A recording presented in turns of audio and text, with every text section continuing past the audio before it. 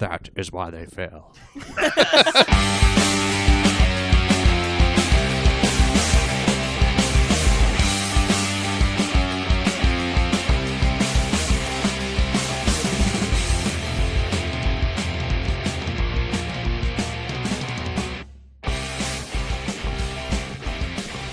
All right, everybody, welcome to the special The Last Jedi edition of the Bob Culture Podcast. It's Star Wars style.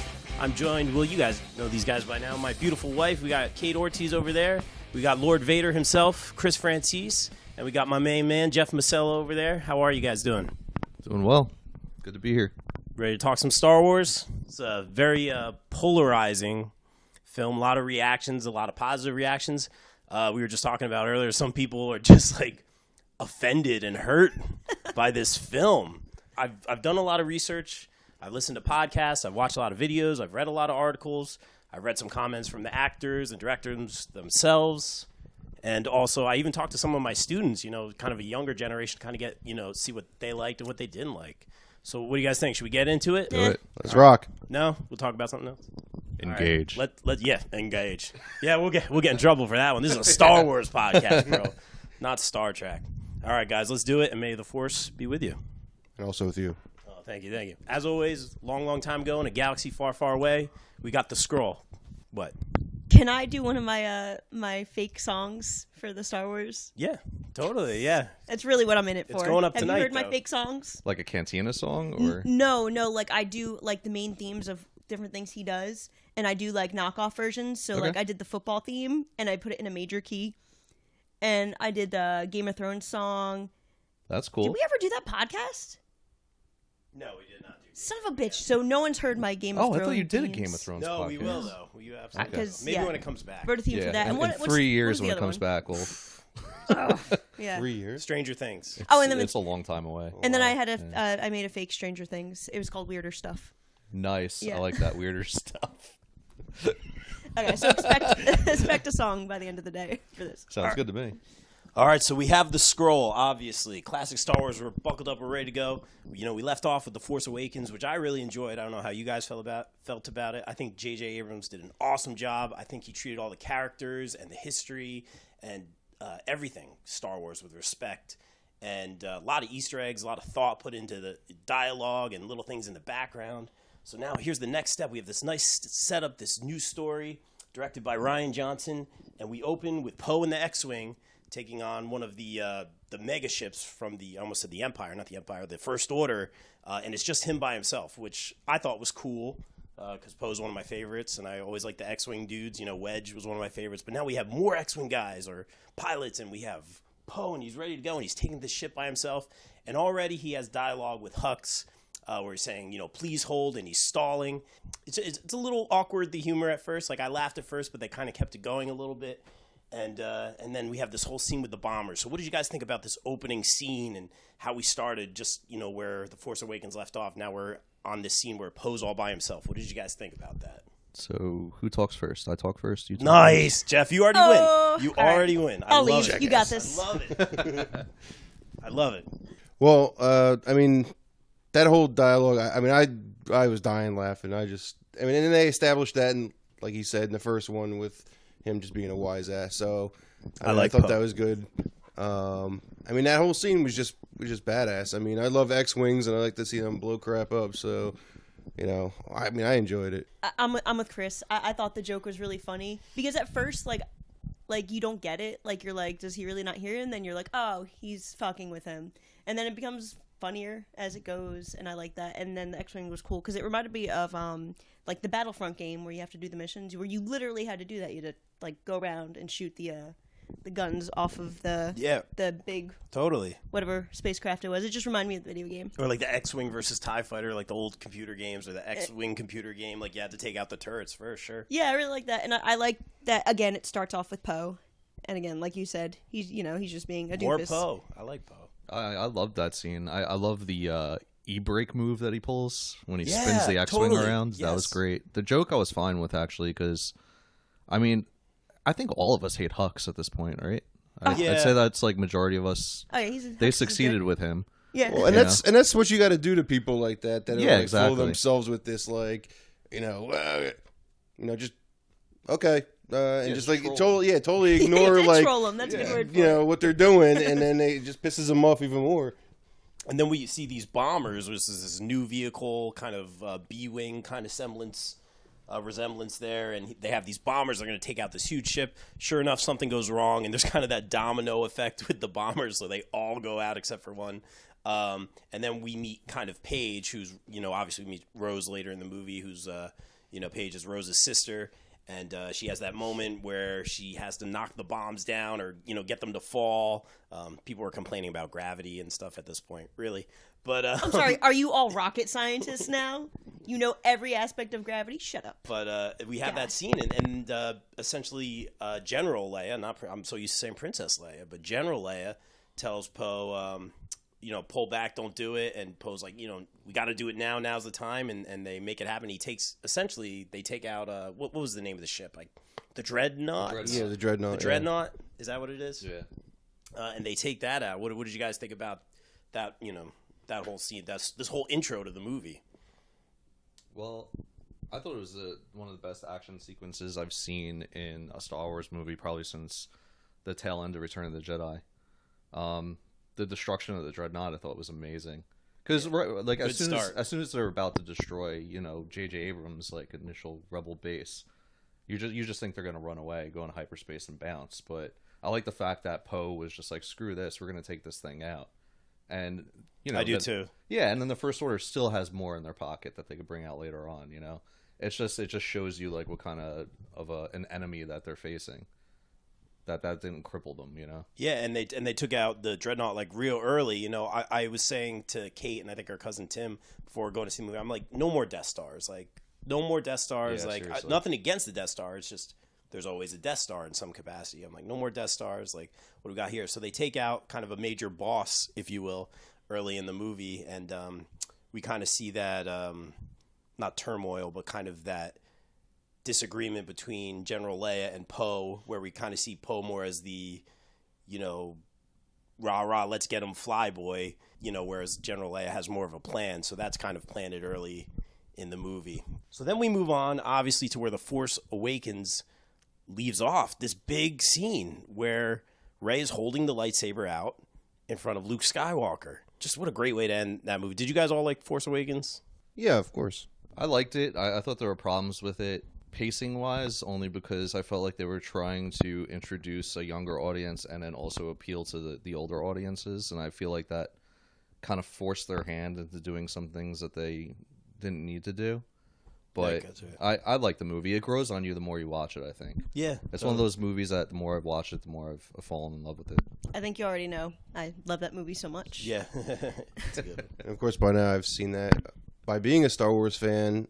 And now that my little guy just wants to watch BB 9 million times, so I've seen that and over raising and over. a Star Wars fan. Yeah, that's right. But here's the big scene. Rey has the lightsaber, holding it in front of Luke. I'm just picturing Jeff doing the face of Luke Skywalker, and that's how the movie ends. So we finally see like what's he gonna do? Is he gonna take the lightsaber? What's going on? Sure enough, we waited 2 years for this moment. Luke takes the lightsaber, and I really want to know what you guys think about this. Luke takes the lightsaber. Luke freaking Skywalker throws it over his shoulder like it's nothing. I think that is the beginning of a lot of the problems that people had with this movie. Just the start of Luke Skywalker's character. As you guys, growing up with Luke, the Jedi Master. What did you guys think about this direction, this scene? Well, I mean, I wasn't very happy with him just flinging it over his shoulder. I mean, I thought the same thing could have been accomplished if he just kind of just stormed down the thing and kind of just shoved it back at her and then just went about and did what he did. I can understand him being reluctant, not wanting to get, back involved, but I didn't like the whole little haphazardly throwing it over his shoulder and then walking away. Yeah, I agree, and I felt like if that's what they were going for, they could have just had him just drop it on the ground and walk away. But they were going for a cheap laugh there by having him throw it over his shoulder, and I didn't like that.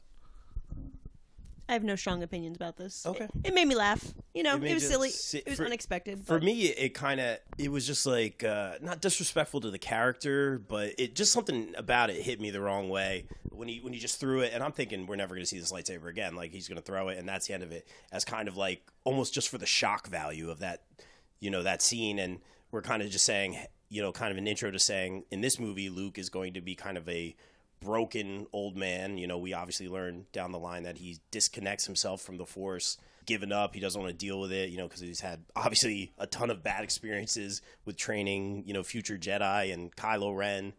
And we learn more about that obviously down the line. But I think this was just kind of the beginning of that, like, this is Luke Skywalker. Like, I didn't expect everything to be perfect, but just him throwing that lightsaber over the shoulder, it definitely hit me the wrong way. And when I talked to one of my students this morning who had just seen the movie, big Star Wars fan, like 8-year-old, he said, I didn't like when Luke just threw the lightsaber away. And I said, yeah, I feel the same way, man. It's just, it's crazy. It's crazy. I don't know, like growing up as a kid, like when you first see the lightsaber, it's just like one of the most iconic moments, Mm-hmm. And the way Obi-Wan speaks of it, and just like the history behind Yes. the lightsaber, how important it is. And then, the guy hasn't seen the lightsaber in 40 years, and she hands it to him and he just chucks it over his shoulder. Yeah. It just, I just wasn't buying that scene. And I was just, and the first thing that popped in my head, I was like, if I see a porg pick up the lightsaber and turn it on, I'm going to walk out of this movie right away. Thank Because I goodness. know where we're going with this. Yeah. But thank God that didn't happen. And so my thought is, obviously, I see where this is going. Like, I see where we're going with Luke's character. Not a lot of people are going to be happy about it. I'm not happy about it, but, obviously there's a reason for this storyline. And my thought is, all right, well, Rey is going to be the one to kind of push him. And he's not listening to anything she's saying. She wants to get back in the fight. She wants Luke Skywalker on her team, the freaking Jedi Master. And my thought is, Chewie's sitting in the Millennium Falcon. R2's in the Millennium Falcon. I'm like, let's get Chewie in here. Well, obviously, I love Chewie. And sure enough, he breaks down the door, which I love that scene. The door almost whacks Luke. Yeah, first that was of all. awesome. And he breaks down the door, and then, Chewie, he speaks Wookiee. I don't know if any of you guys speak Wookiee, but he kind of has some sort of dialogue with Luke. I mean, I know words here and there. I'm not fluent. You're not Yeah. fluent. Look, I can imagine him kicking that thing in and be like, "Hey, jerk off! What's wrong?" Yeah, this is the old team here, right? Yeah, that's what, he said. Chewie's the most loyal creature in the Star Wars universe. Dude, he's the best. And of course he's the first one to like bash a door down and be like, "What's up with you, dude? Like, get out of this little hut you're hanging in and let's get out there and do some work." It's like we don't like it. Chewie doesn't like it either. Yeah. So I'm glad, because sometimes I think things are going to happen or should happen and they don't happen. So when Chewie just came in, right, I'm like, all right, now we got the old crew. Now hopefully they can get through to Luke. Obviously, I know I showed you guys that Kevin Smith video. Kate was watching it with me a little bit. I thought it was really good, his kind of review. But he had a really great point. He said they really could have made a scene where they explained what happened to Han. He sees Chewie and I think he goes, "Where's Han?" And it just cuts to Kylo Ren. I think they really could have gone on and had a nice, not a nice scene, but had a nice moment or a great scene where you Really emotional. see some emotion from these characters. Luke finding out Han Solo's maybe, dead. Maybe that would even nudge him, like, this dude killed Han, my best friend. I mean, you know how strongly I felt about Han dying, and I was okay with it because Harrison Ford was okay with it, but I still feel like that they should have had a funeral at some point for Han. True. It was like he died and everyone just forgot. I missed Han in this movie, yeah. I mean, they could have had... They were at that point in the storyline where you still could have had R2 and C-3PO there. You could have had Leia there. You could have, like, 3 of the most important characters there at the funeral. And then, if Luke felt like it, he could have force projected his ass to the funeral. Yeah, now we know that. Yeah, yeah. That's a whole nother story, yeah. But, I don't know, I just felt like that, as a respect to that character, because he's one of the most beloved, that they should have done something instead of having him just fall to that pit, and that was it. Yeah, I missed him in this movie. Like, obviously, I understand he's for the character story arc with Han.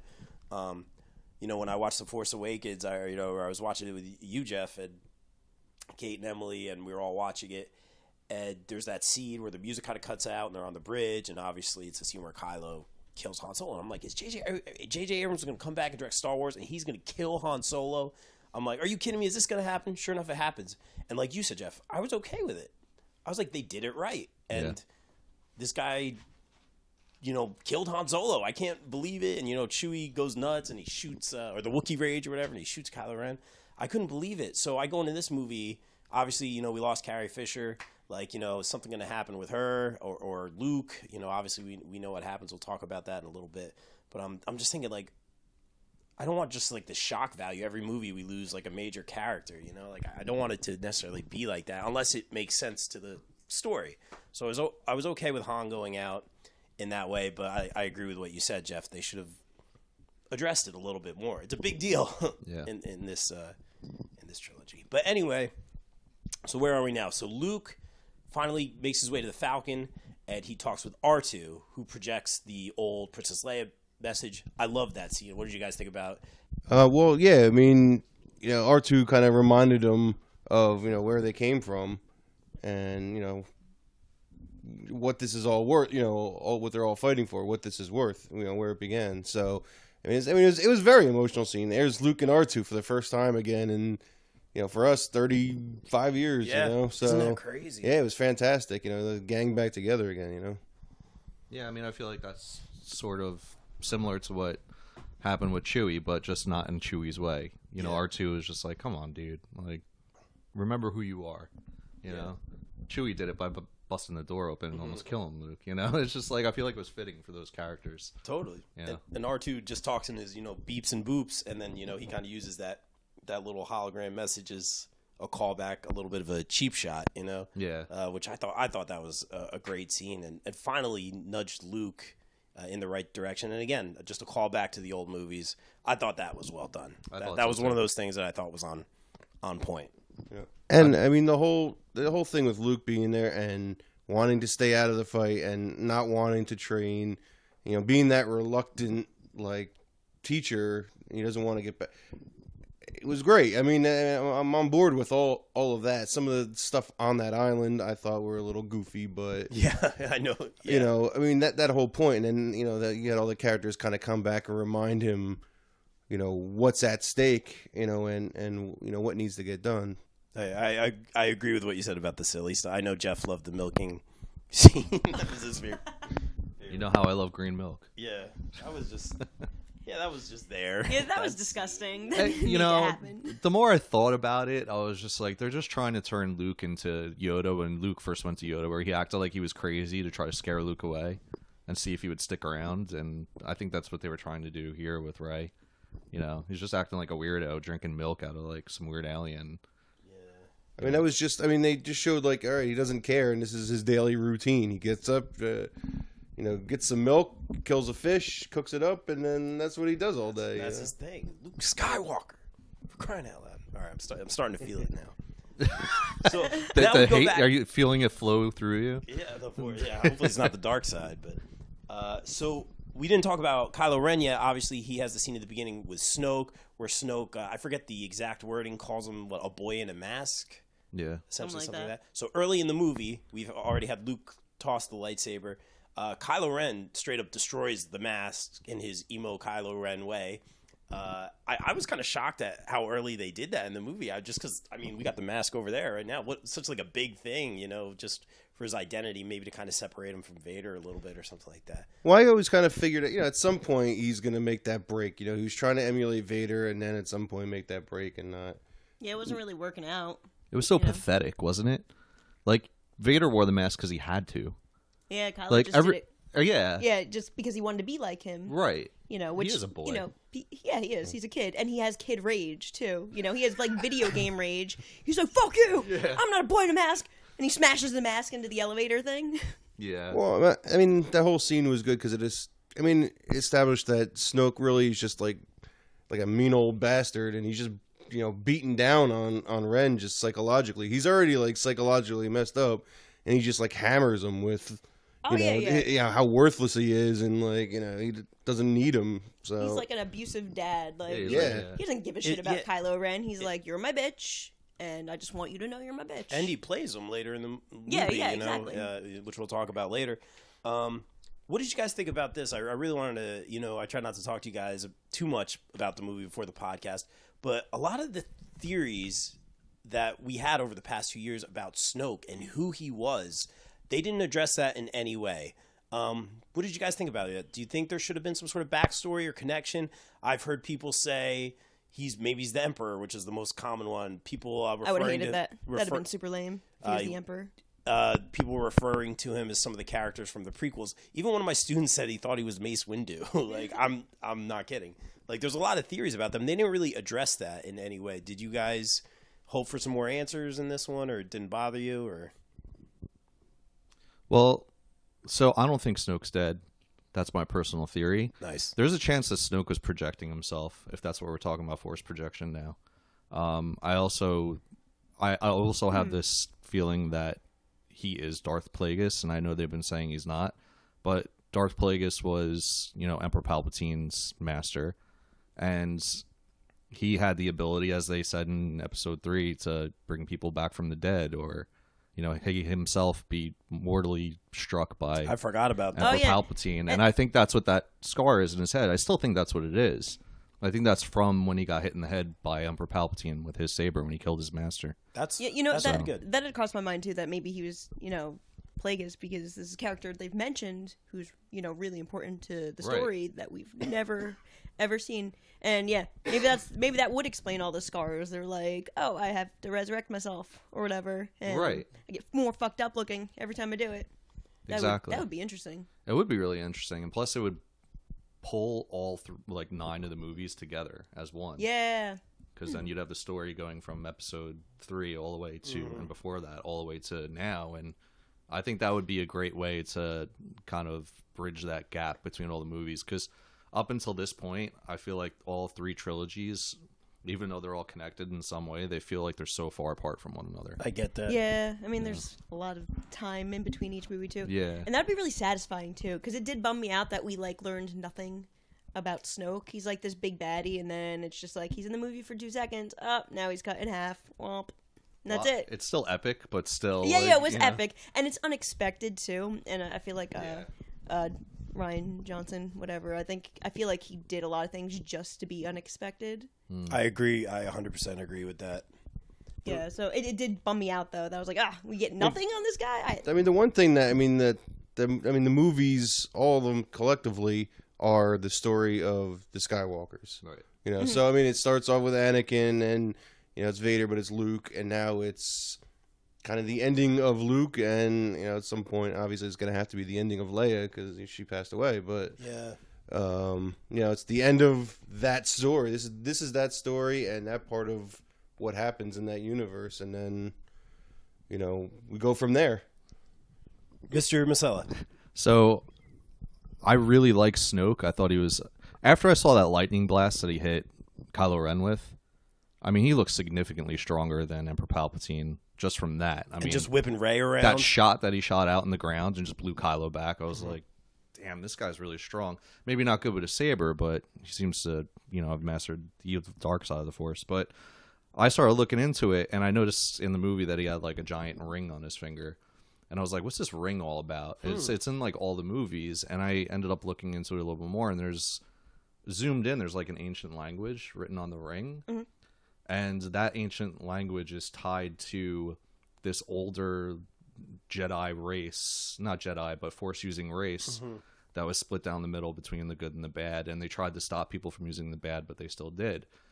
And there were 2 statues that were in Emperor Palpatine's office that were statues that resembled or sort of resembled those race. That in the race, prequels? Yeah, in Episode 3. In Episode 3, when they go to get Palpatine out of his office, when they Mace Windu and all, and finally figure out who he is. There's 2 statues in there that are part of that race. So I'm thinking there's definitely that connection there, which would support the Darth Plagueis thing also. Wow, it could. We're getting more answers here than we did in the movie. Good work out of you guys. All right.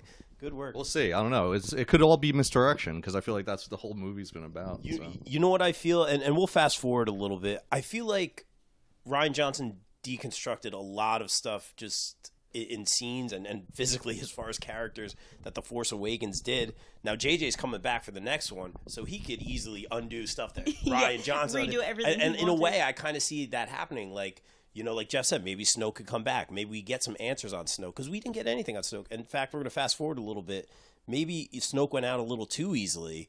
I was shocked to see him get cut in half, just boom like that. I thought it was a great scene. I thought that whole scene just with I know we're fast forwarding a little bit with Kylo and Rey teaming up. So good fighting the Yeah. Emperor. That was a great That scene. fight was amazing. It was so awesome. Chris, what did you think? Like, I loved it. I mean, obviously they look different, but finally you get to see like what the Royal Guards would do. You know, I mean, they're obviously not in the same garb, but you know that's what a Royal Guard would behave like had they have to fight. Yeah, I guess they'd always kind of just been like chilling in the background.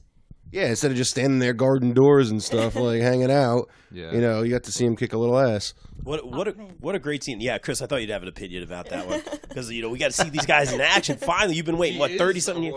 He is a Royal Guard, man. You have to get like that samurai Royal Guard thing going on. Upgrade, yeah.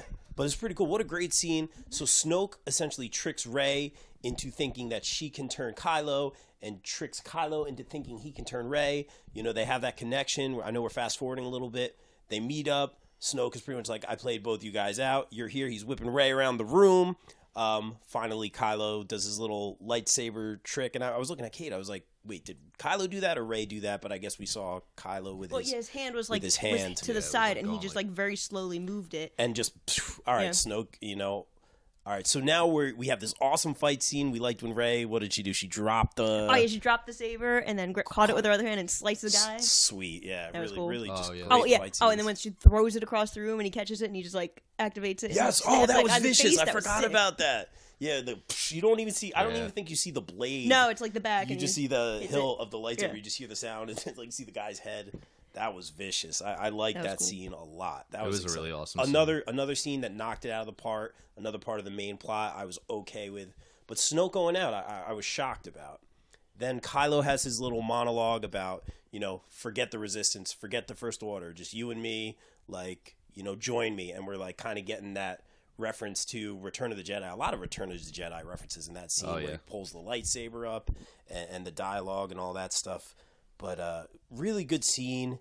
And then sure enough, they end up, you know, Rey. We have faith in Rey. You know, Jeff, I know there's a lot of theories. You thought Rey might turn. I was thinking Kylo might turn.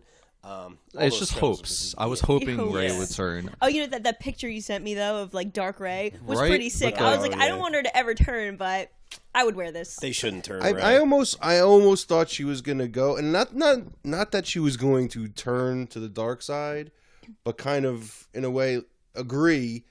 And they get together and be like king and queen. Yeah, well, not king, yeah, queen, but like, you know, move forward. Yeah, like, you know what?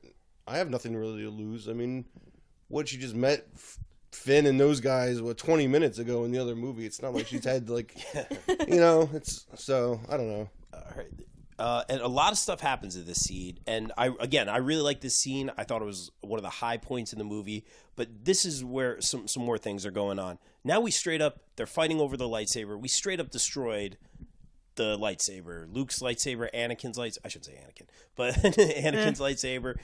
Rey's lightsaber, gone. Another, like, The Force Awakens, forget you know, like... Yeah, okay, that really bummed me out. That bummed me. Like, that's my favorite lightsaber First he throws ever. It over his, you know... First he throws it over his shoulder at the beginning of the movie. That's then fine. He straight up destroys it. But... Then Snoke's out, which I thought was like, man, he was a good villain. I would like to learn more about him, and I thought he was going to stick around. And then on top of that, we have the dialogue where Kylo Ren pretty much tells Rey, after 2 years of us hypothesizing whose Rey's parents are, there were nobody, you know. Which I was kind of cool with because it threw us off a little bit, and it kind of says, like, you don't have to be a Skywalker or a Kenobi to have the Force, which I thought was kind of cool. And again, this is something J.J. Abrams can undo, or was Kylo Ren lying? But a lot of stuff deconstructed from The Force Awakens in this scene. Guys, I know there's some opinions, but what do you guys think? So I have two theories about this.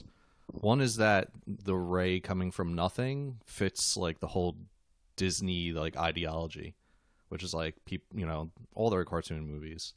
Someone coming from nothing and becoming something. So that sort of fits. But then I also was thinking, well, if Snoke was bridging the gap between these two, what if Snoke was just making Kylo see what he wanted him to see? And Kylo was just like, you know what I'm saying? To try to turn Rey to the dark side. That's interesting. So I like the idea of, you know, Rey not being anyone of notoriety and, you know, becoming something special, because, like, that's important, you know, for a lot of people. Like, you don't have to be a Skywalker or a Kenobi to ultimately be a good guy and, you know, rise up and have the powers to do good in the galaxy. I liked it a lot. Being a poor kid, that speaks to my inner poor kid.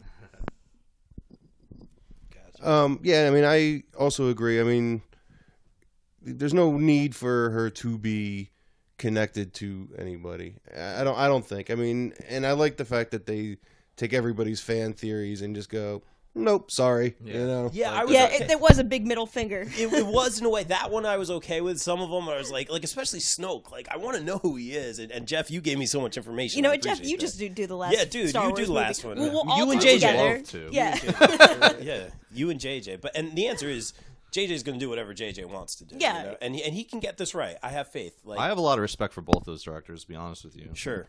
But I love JJ. I think everything he's done has been gold, pretty much. I have a question, a little off topic. I'm not super familiar with Rian Johnson as a director. Like, what else? He did Looper, which was really good. It's one Yeah, of my into favorite, that. most recent sci-fi movies. Mm-hmm. But the reason why I thought he'd be able to do Star Wars because Looper used just the right amount of special effects so that things looked real and they didn't look like they were generated. And I still have to see the that story one. was I've heard- so well told. I've heard It it's was good, though. So good, dude. Joseph Gordon-Levitt? Yeah. Yeah, okay. He loves Joseph Gordon-Levitt. Oh, Like, yeah. I'm surprised he wasn't in. Maybe he voiced a porg or something. I don't know, but Yeah, I'm well, sure he was in Star Wars to some regard. I'll look that up for sure. But what a great scene, and we will fast forward a little bit. But just little things like that. So much happened in that particular sequence where Snoke goes out, shocked, no backstory on Snoke, nothing on Rey's parents. You know, again, that one I was okay with. And then the lightsaber being destroyed, man, that one hurt a little bit. That one stung. That was one of my least favorite things. That stung. And guess what, Kate? Rey doesn't have a lightsaber right now. I She's going to have to know! make one. But Good lord. well, I don't know if we'll get to it at the end, but she does have the books. Oh, we'll get there. Okay. Interesting. I need more information on Yeah, that. let's see only where- seen- Dual-bladed lightsaber. That's what Ray. Yeah, that would be pretty sick. Though. You know what I'm saying? Because She has a staff. She has a yeah. staff, so Dude, she'll end Jeff. up with a good side. Sign maul this man saber, up you Yeah. know? to direct the last movie, Jeff. Sign him up. Hashtag Jeff directs Star Wars. That'd be fine, but I mean, I'll also serve food if you want me on set to serve Hey, food. hey, Jeff can would you I, need be me the to- best can I boy. can I be a Wookiee or a droid in some capacity? I'll just have a walk-on role. Sure. Yeah. Oh, great. Well, I mean, they let Daniel Craig and like the Prince Stormtrooper. William and Harry just Yeah, be right. stormtroopers randomly. Why not? Yeah. All right, Jeff, if you direct Star Wars, I want to be in it too. Okay, you got it. You can do whatever you want. You I don't got it. care. But I'll make you one of Kylo Ren's. What are they? The 5 Jedis that he took. The Knights of Ren. Oh, the Knights of Ren. Yeah. Yes, I'm in. Well, one of them should be a female, right? Yeah, right. They can't be 5 dudes. And you know what? I mean, I wanted they a could little more info on the. Could be. I wanted a little more info on the Knights of Ren. I thought that was an interesting storyline. Yeah, me too. But just talking about deconstruction of the Force Awakens, I know I'm focusing on this quite a bit, but I did make a little list. It was really prominent in this movie, though, to be yeah, fair. you know, almost like this is my movie now, JJ. It was kind of a But middle JJ finger at JJ JJ's Abrams. getting it back. Yeah, which makes me wonder: was that something that they planned ahead of time, or I did always think Rian that. Johnson become the director and was just like, "I hate everything that you did"? And don't know. Wasn't J.J. literally Abrams, like, destroying He it all. wanted to executive leave his producer or mark. something? He wanted to leave his mark. Or What's I that? mean, I'm sorry. Was J.J. Abrams like an executive producer? Because I definitely saw his name at the end of the movie somewhere. I don't know. Or was it like a vanity credit where he It wasn't might be. really... I don't know. Yeah. I mean, I'm sure if he's doing the first and the third movie, He's got to be I would involved assume in he's some way, right? involved to some regard. Yeah, I wish he did all three, honestly. Yeah, I mean, it would have been nice. They did sort of follow Continuity. the old trilogy pattern, which was like Lucas did the first and the third, right, Chris? no. Oh, he just did the Lucas first. directed the first one. Just the first one. Okay. Yeah, it was Irvin Kershner, then Irvin Kershner, Richard yeah. Marquand or something. Right. Was the third one. Okay. I'm on it. I'm looking it up. Yeah, this is good. This is good stuff, guys. It's up here, Kate. It's up here. But I made a little. Years This guy, and yeah, years of- he doesn't need Google. I don't need to know things. It's a I Jedi don't. mind trick. Don't trust him. I always think that Lucas did the third one because he was so adamant about the Ewoks being in the movie. Because it was supposed to be a Wookiee planet at the end of Return of the Jedi. Oh, really? I didn't George know Lucas that. didn't Yeah. direct... Well, he was very involved. He just didn't direct it. Yeah. Wait, he didn't direct Empire Strikes Back? No. Really? Yeah. Oh, that was my favorite of the old ones. Yeah, too. it is the best That's one. really really? interesting. Yeah. I didn't know that. I thought he did all of them. I assumed he did all of them. All right. So I made this little list of things that were kind of deconstructed from The Force Awakens in this movie. We'll start with obviously the lightsaber. That's a big one, man. That hurt. Snoke, he's out. Kate, I hate to say it, Phasma, gone. And oh my God, I know. I think they made it very clear. She's so dead. Yeah, exactly. They made it. They made it so any more than that. and again, JJ can save it, but I they made it guess. so clear that she was got like she They got were like, wrecked, "Fuck and then she Captain falls into a pit Phasma." of fire after she gets destroyed. Yeah, seriously. I'm surprised like a Sarlacc didn't come up and eat her Oh, everybody says that. out of the fire. Phasma is the Boba Fett of the new series. I Yeah, thought, I know. dude, Chris, I totally Absolutely. thought that. I totally You're thought right. that You're the totally right Sarlacc. about that. I thought that, Chris. Good job. If a Sarlacc came out of those flames and swallowed her before she actually went into the fire, Yeah. that would have been the best moment ever Yeah. in that movie. I would have Okay, been like, Jeff, can you just recut that one scene and just put it in there? Probably could please? actually. People would love it. That'd They'd be be like, so "Oh, funny. Jeff." Hashtag Jeff Drex Last Star Wars. And I'll get if you you- there, buddy. If you guys think of any more to this list, please jump in. But we have the lightsaber, gone. Phasma, sorry, gone. Snoke, gone. Kylo Ren's mask, gone. Poe's X-Wing, gone. And then obviously the storyline with Rey's parents, we got nothing on that. A bunch of new Force powers. You guys want to talk about some of these new Force powers, all this Force stuff going on? Jeff just looks so stressed out right now. yeah. When you Where are said we that. going? You want to go there next? We can go wherever we want. What, Snoke's ones or Luke? Let's- you know what, should we let's- just call this chapter "That's Not How the Force Works"? I love it. That's not how the Force works. Oh, what about the Kylo Ren and Rey being able to talk to each other? Personally, I thought that was really cool. Well, it reminded me of Leia and Luke a little bit. Well, I did like that because I was just like, okay, well, if they are related, that would make sense because I thought that you know, too. Luke and Leia always had this like connection, a bond because they were twins, you know. So that made sense to me. But I guess the whole Snoke bridging the gap between them, if that's true, because Sith always lie. That's fair. That would make sense because according to this new movie, what you can do with the Force expands on what we've ever been taught. Where I felt like it was in this like tight little box, and now it's just like, okay, well, you could do things across the galaxy now. Yeah. All right. I mean, it changed to me. It redefines what the Force means. I always thought it was a little bit tighter than that, but you know, I guess there's a lot more you could do with it, which is okay because it's fiction, and Yeah, it's Yeah, like you it's could like always add more yeah, to you it. could always change here, things. here so. comes my inner child, but it's like when you have action figures, you know, and like, well, this guy's gonna do this now, you know, like Luke's gonna fly across the, you know, Tatooine, you know, he's gonna fly to Obi-Wan's house. You know what I'm saying? Yeah, they could do whatever they want. It's like Pokemon. There's 151. I Actually, feel like there's Ryan- 5,000. Yeah, Yeah, We yeah. just discovered Exactly, that. Yeah. exactly. Like I feel like Ryan Johnson was a little bit more like, oh, Luke Skywalker can do this, and Leia can do this, and it wasn't like that in The Force Awakens so much. Like, Yeah, J.J. Abrams was a little like respectful. softer with his hand. They Well, called I mean, it a they- soft added to remake. it. When they expanded on it, when Luke was talking to Rey, doing the actual training sequence of it and explaining the Force being in between, like just like Obi-Wan did, in between everything. It's not something you have. The Force is just there, and you kind of direct your own self through it. And Maybe it's different for everybody or something like that. They said it's not good, it's not bad, it just is. it's not just mental power and telekinetic powers. It's feeling this energy and being connected to everything. Yeah, which I guess it does make sense. It's just somewhat jarring because it's something we've never seen before.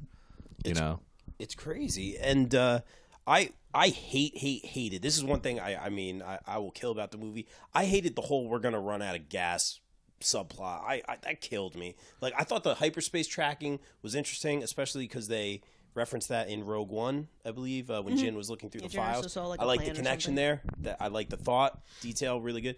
But like the slow chase, man, what does it remind me? Like Austin Powers with like the steamroller. He's like, stop. you said exactly what I said. Did you say that? That's what I said Bro. after the movie. Did you say that? I swear to God, that's what I said. That's awesome. I said that's Emily when I was talking to her on the phone. I'm sitting there thinking like Austin Powers where the steamrollers. No! No! Like that's what it reminded me of. And like, first of all, like this is the first reference to like fuel or gas or anything we've had, which was like a major part of this movie. I hated that. But so we have the scene where Kylo Ren is about to take out Leia, on the bridge of the ship. Now I saw this in the trailer. I'm like, mislead.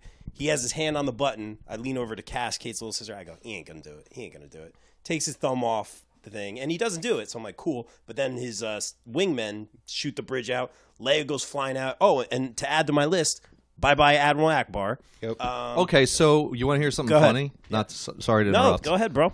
I said to Emily while we were watching the movie, I was just like, all right, well, I'm going to go to the bathroom. And I was thinking to myself, well, if this is just going to be another 10 minutes of them running out of gas, this is the right time to go to the bathroom, right? I hated that part. I didn't know Admiral Akbar died until last night when we were talking on the phone. She was like, no. "Oh yeah, I forgot to tell you. When you left, Admiral Akbar just basically like died off screen." They had like a line, like they said who had gotten blown out the window or whatever, and they said Admiral Akbar was among whoever. The rebellion's like greatest military genius just ran out of gas and exploded. Well, I mean, they blew everybody out the bridge, and he was one of TIE fighter the shot it. one of Fucked the out. officers on the bridge that went. Luckily, Leia has super force powers, and Yeah, what do we think about that? As many compare it to Mary Poppins. Now, it was early in the movie. We're thinking Carrie Fisher's going to go out. With all due respect, we love Princess Leia. We love Princess Leia, and we're like this? Like, is this? We're going to do it like this? I was not okay with that. I was not okay with how that was going down. I was happy she was okay, but it was a little. Well, tell me what you guys thought. yeah, that was shocking because you're thinking. All right, they're telling you she survives the whole movie. She's supposed to be in the third one, whatever. And then, like, you see that happen. You're like, maybe they were just messing with us, and that's it. Like, they took her out. I'm You know, I like, was not like this. I was like, wow. I mean, hey, the greatest of people die stupid ways. Shock value. Somehow, like, you think Kylo's gonna do it, he doesn't do it, and then his wingman does it, and you're like, and then but it was cool to see her like just close her eyes and then like actually use her force abilities to pull herself back into the vessel, which was cool. I mean, people have their complaints that it looked too much like whatever, but it was cool to see Leia just kind of like use those abilities for the first time. I wanted to Photoshop an umbrella and a bag in her hand, so it looked like Mary Jeff's Poppins. going And the other there's way. the other side. I didn't think it was. I just thought that shot looked bad. That like wide shot of her floating through space. I thought it looked bad, but the director and you. yeah, Yeah. it didn't. I've basically been waiting for Princess Leia to use her powers since, what was it, the True. Return of the Jedi? Because Luke even says, my sister has it. And I'm like, let's see it, Princess Leia. Yeah. Like, I want you to do something. There is another. Yeah. Yeah, I mean, they established something in Empire when he's able to kind of call to her. They have that kind of connection. It's whether like Kylo and Rey. a twin connection, whether it's a force, but she's got something. I've always had the kind of feeling that she was actually more powerful than Luke. She just never opened herself up to it, and she always knew it was there, and she waited till she basically died to use it. I honestly, I was very much hoping in this movie that Princess Leia would like go off and have like nutso force powers. So I'm a little bummed that it was just kind of like a shield here. and then a. You wanted like save Yoda, myself. Princess Leia doing the Yes! flips. I And wanted to do some crazy shit. That would have been amazing. something with the Or like braids. Leia like force choke someone, like she's pissed at Poe. Just smacks him across Yep. the face, like from across It's the just room. something. Yeah, I wanted to do By something. the way, like, there's really already cool. like shirts and things out there that have like Princess Leia with the umbrella. And Oh, Yeah, really? naturally, of course I'm there are. getting one of those. Yeah, totally. But you know what? But I saw her go out, and I'm like, not like this, please, not like this for Carrie Fisher, for Princess Leia, please, not like this. I'm glad she was okay. I was happy to see her hand move, and in the cold of space, and then her fly back. Her flying back, it didn't hit me right. Like I didn't connect with it. Like it was weird for me. Like it was weird. I'm glad she was okay, and her kind of floating back. It was weird. Like it didn't. It did look It didn't- weird. Yeah. Yeah. It didn't like connect with me, if that makes any sense. It was awesome to see her use the Force, like you were saying. Like I'm down with that. It's Princess Leia; she's the freaking best. But just the way she just kind of flew back, it was silly. I don't know. There was something about it that just didn't fit. Like I think we all knew they had the toughest job in the world by killing Leia. Like if that was what they were going to do. Yeah, And honestly, I don't think any of us wanted that to happen. yeah. So No. when that moment happened, it was just like, okay. And then they did what they could to, keep her going throughout the movie. But I can't imagine that's the toughest job they had with that whole movie, I think, was what were you going to do with Leia? Yeah. And that scene did feel a little weird, but I kind of forgive them because they probably had to do a lot of changes in that movie. I you know what? I think that's really well said, and I agree with that. Like it didn't hit me right. Like seeing it, I was Yeah. just like, "What's happening? This is kind of weird." but I'm glad she's okay, and I'm glad like the overall story came together, and her surviving and her having the Force and her, you know, coming back to the ship. I'm okay with it. Just the execution maybe didn't really hit me as much. I think but I'm okay that's with what it was. But I also, like, I've seen this movie once, and like I had so much like excited and anxious energy when I was watching the whole thing that I need to watch it like 7 more times Yeah, before agree, I have like they a strong definitely opinion. pushed and pulled you a lot. in this one. And a lot of things were really jarring. Like maybe I'll watch that, you know, a second time and be like, oh, that's dope. I agree with you. I think it was such a surreal experience. I felt the same way after Force Awakens, where it felt like a dream after I saw it. You know, Yeah, and there's just you so need to much, see like, it Yes. multiple Yeah, times. that's definitely, like, especially like Force Yeah. Awakens. I remember I was just like, huh. And Yeah.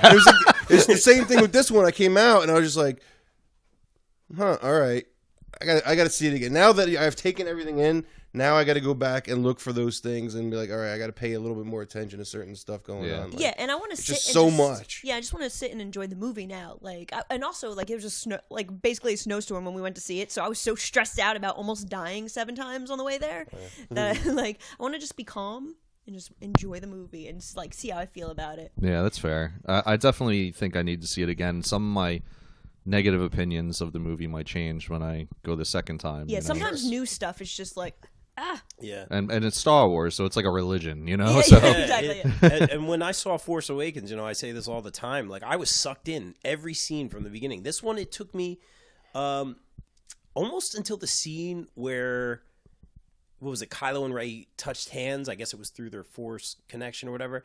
After all that, and then they met up. That's when it came together for me. Like that's when it started. This movie did suck me in. start kind of really slow. It was all over the place a little bit. Yeah, it started slow, and I almost agree. I was like worried for a little bit. I was like, "Oh God, if this movie's boring, I'm gonna die."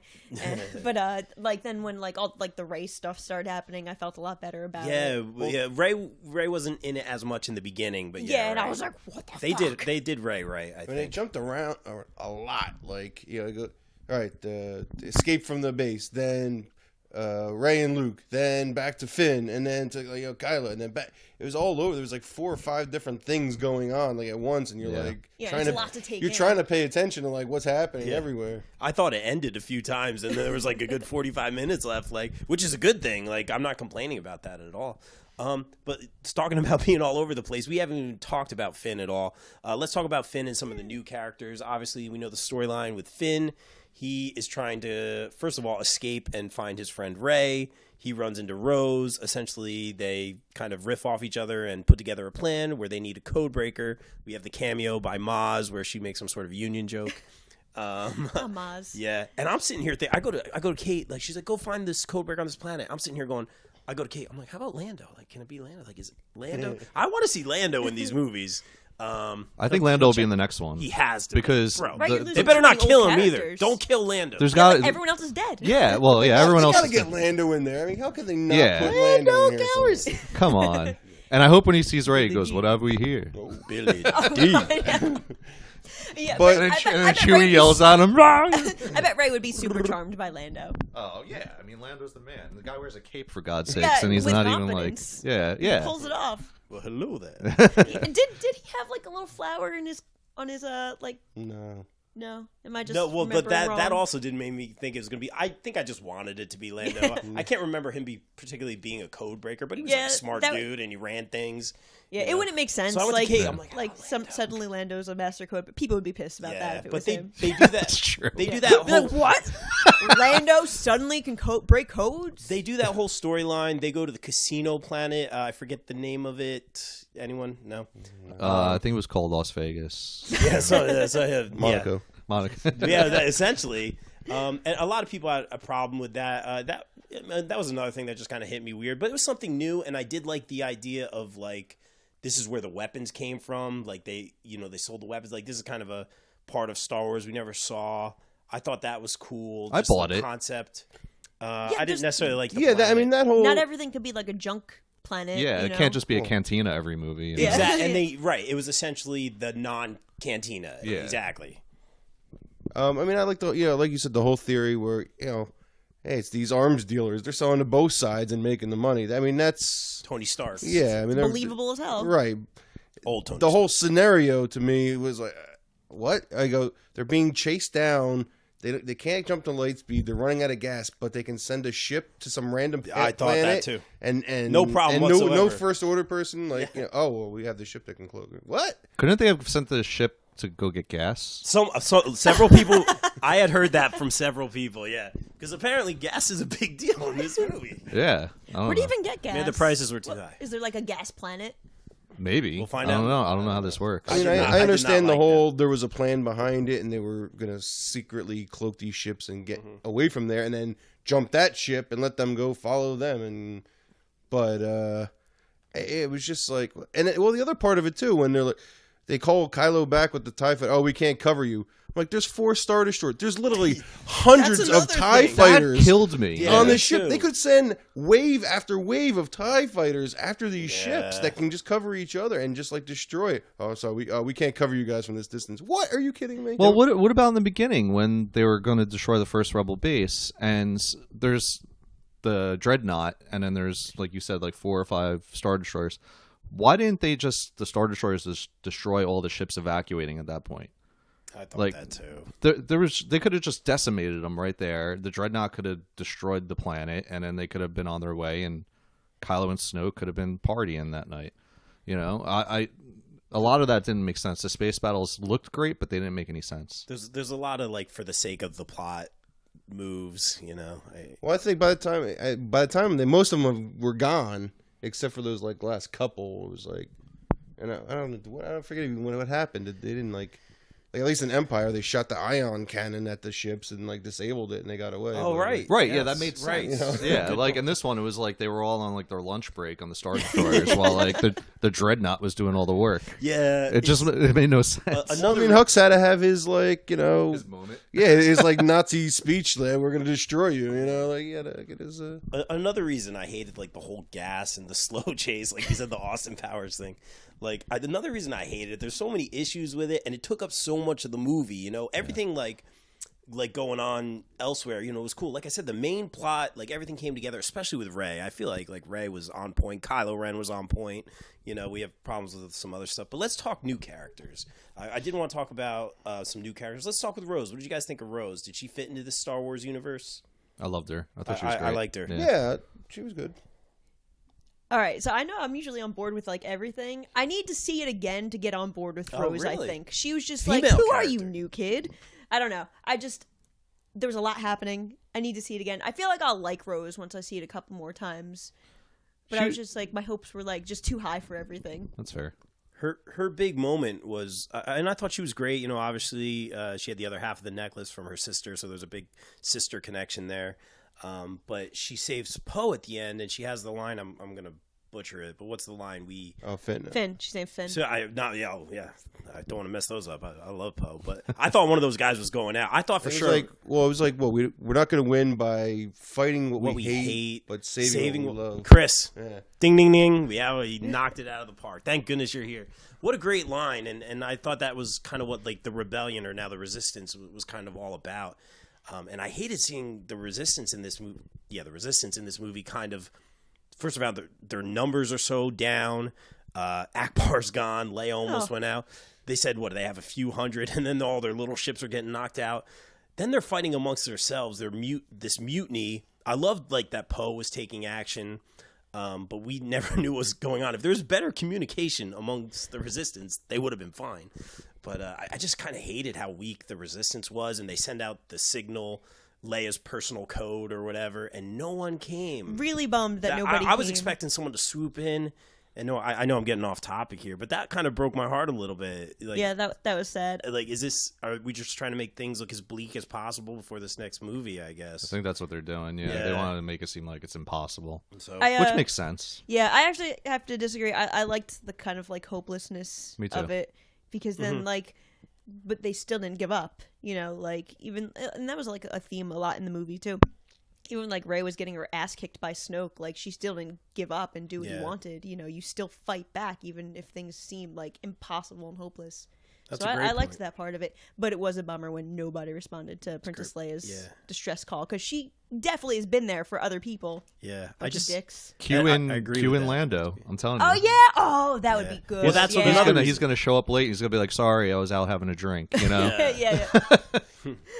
Did I miss the some party? Colt 45. Yeah, nice.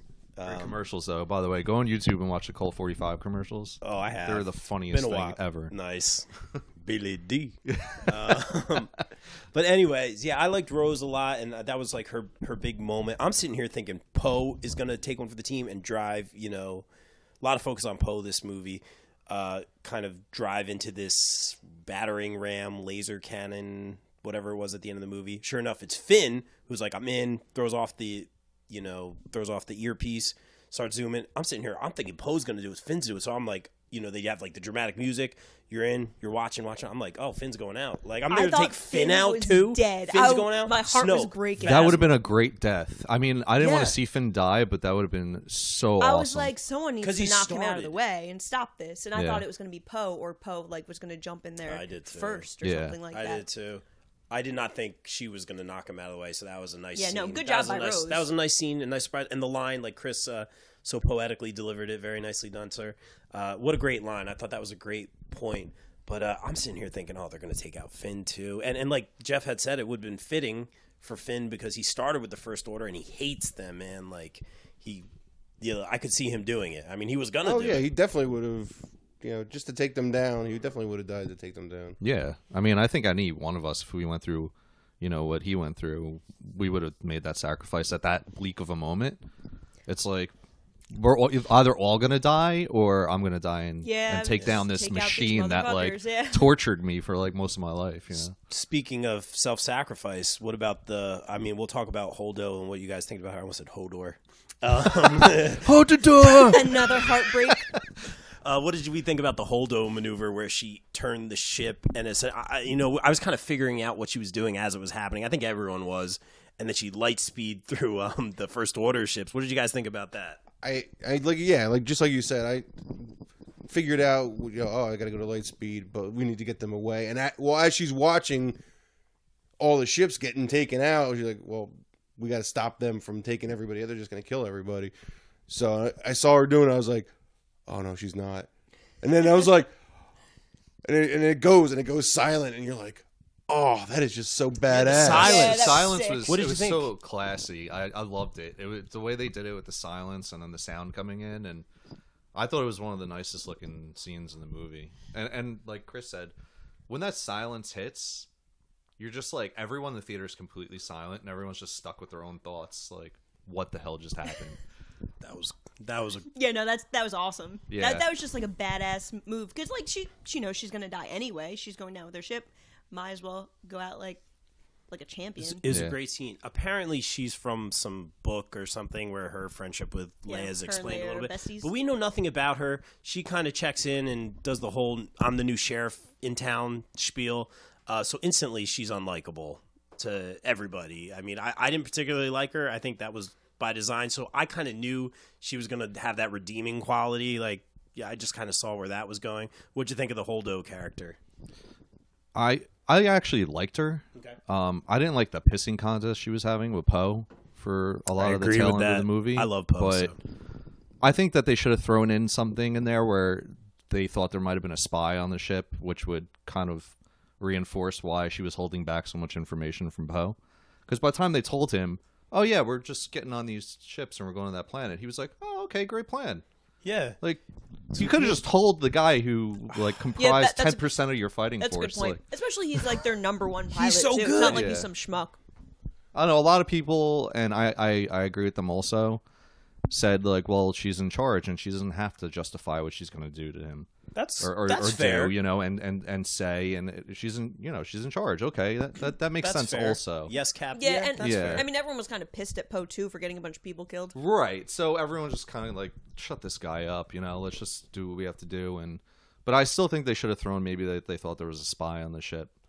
Well, you also kind of, I had the feeling a little bit that they were trying to see like that she was not exactly who she should be. Like, you don't know the relationship between her Yeah. and Leia going into the movie unless, She's out of unless you nowhere. read this book. But Yeah. you know, so you kind of got that impression like he doesn't trust her.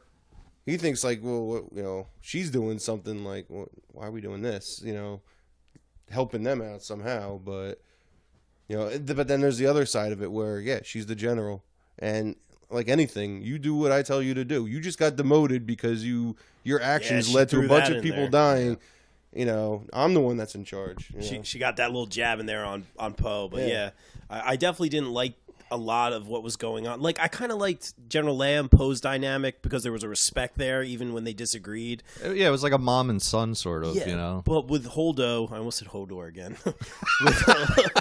with Holdo, like again, she could have communicated better with him, and they made Poe not necessarily look stupid, but they made Poe look weak a lot. Like, he wasn't in the know, so he ends up, you know, causing this civil war mutiny that didn't need to happen.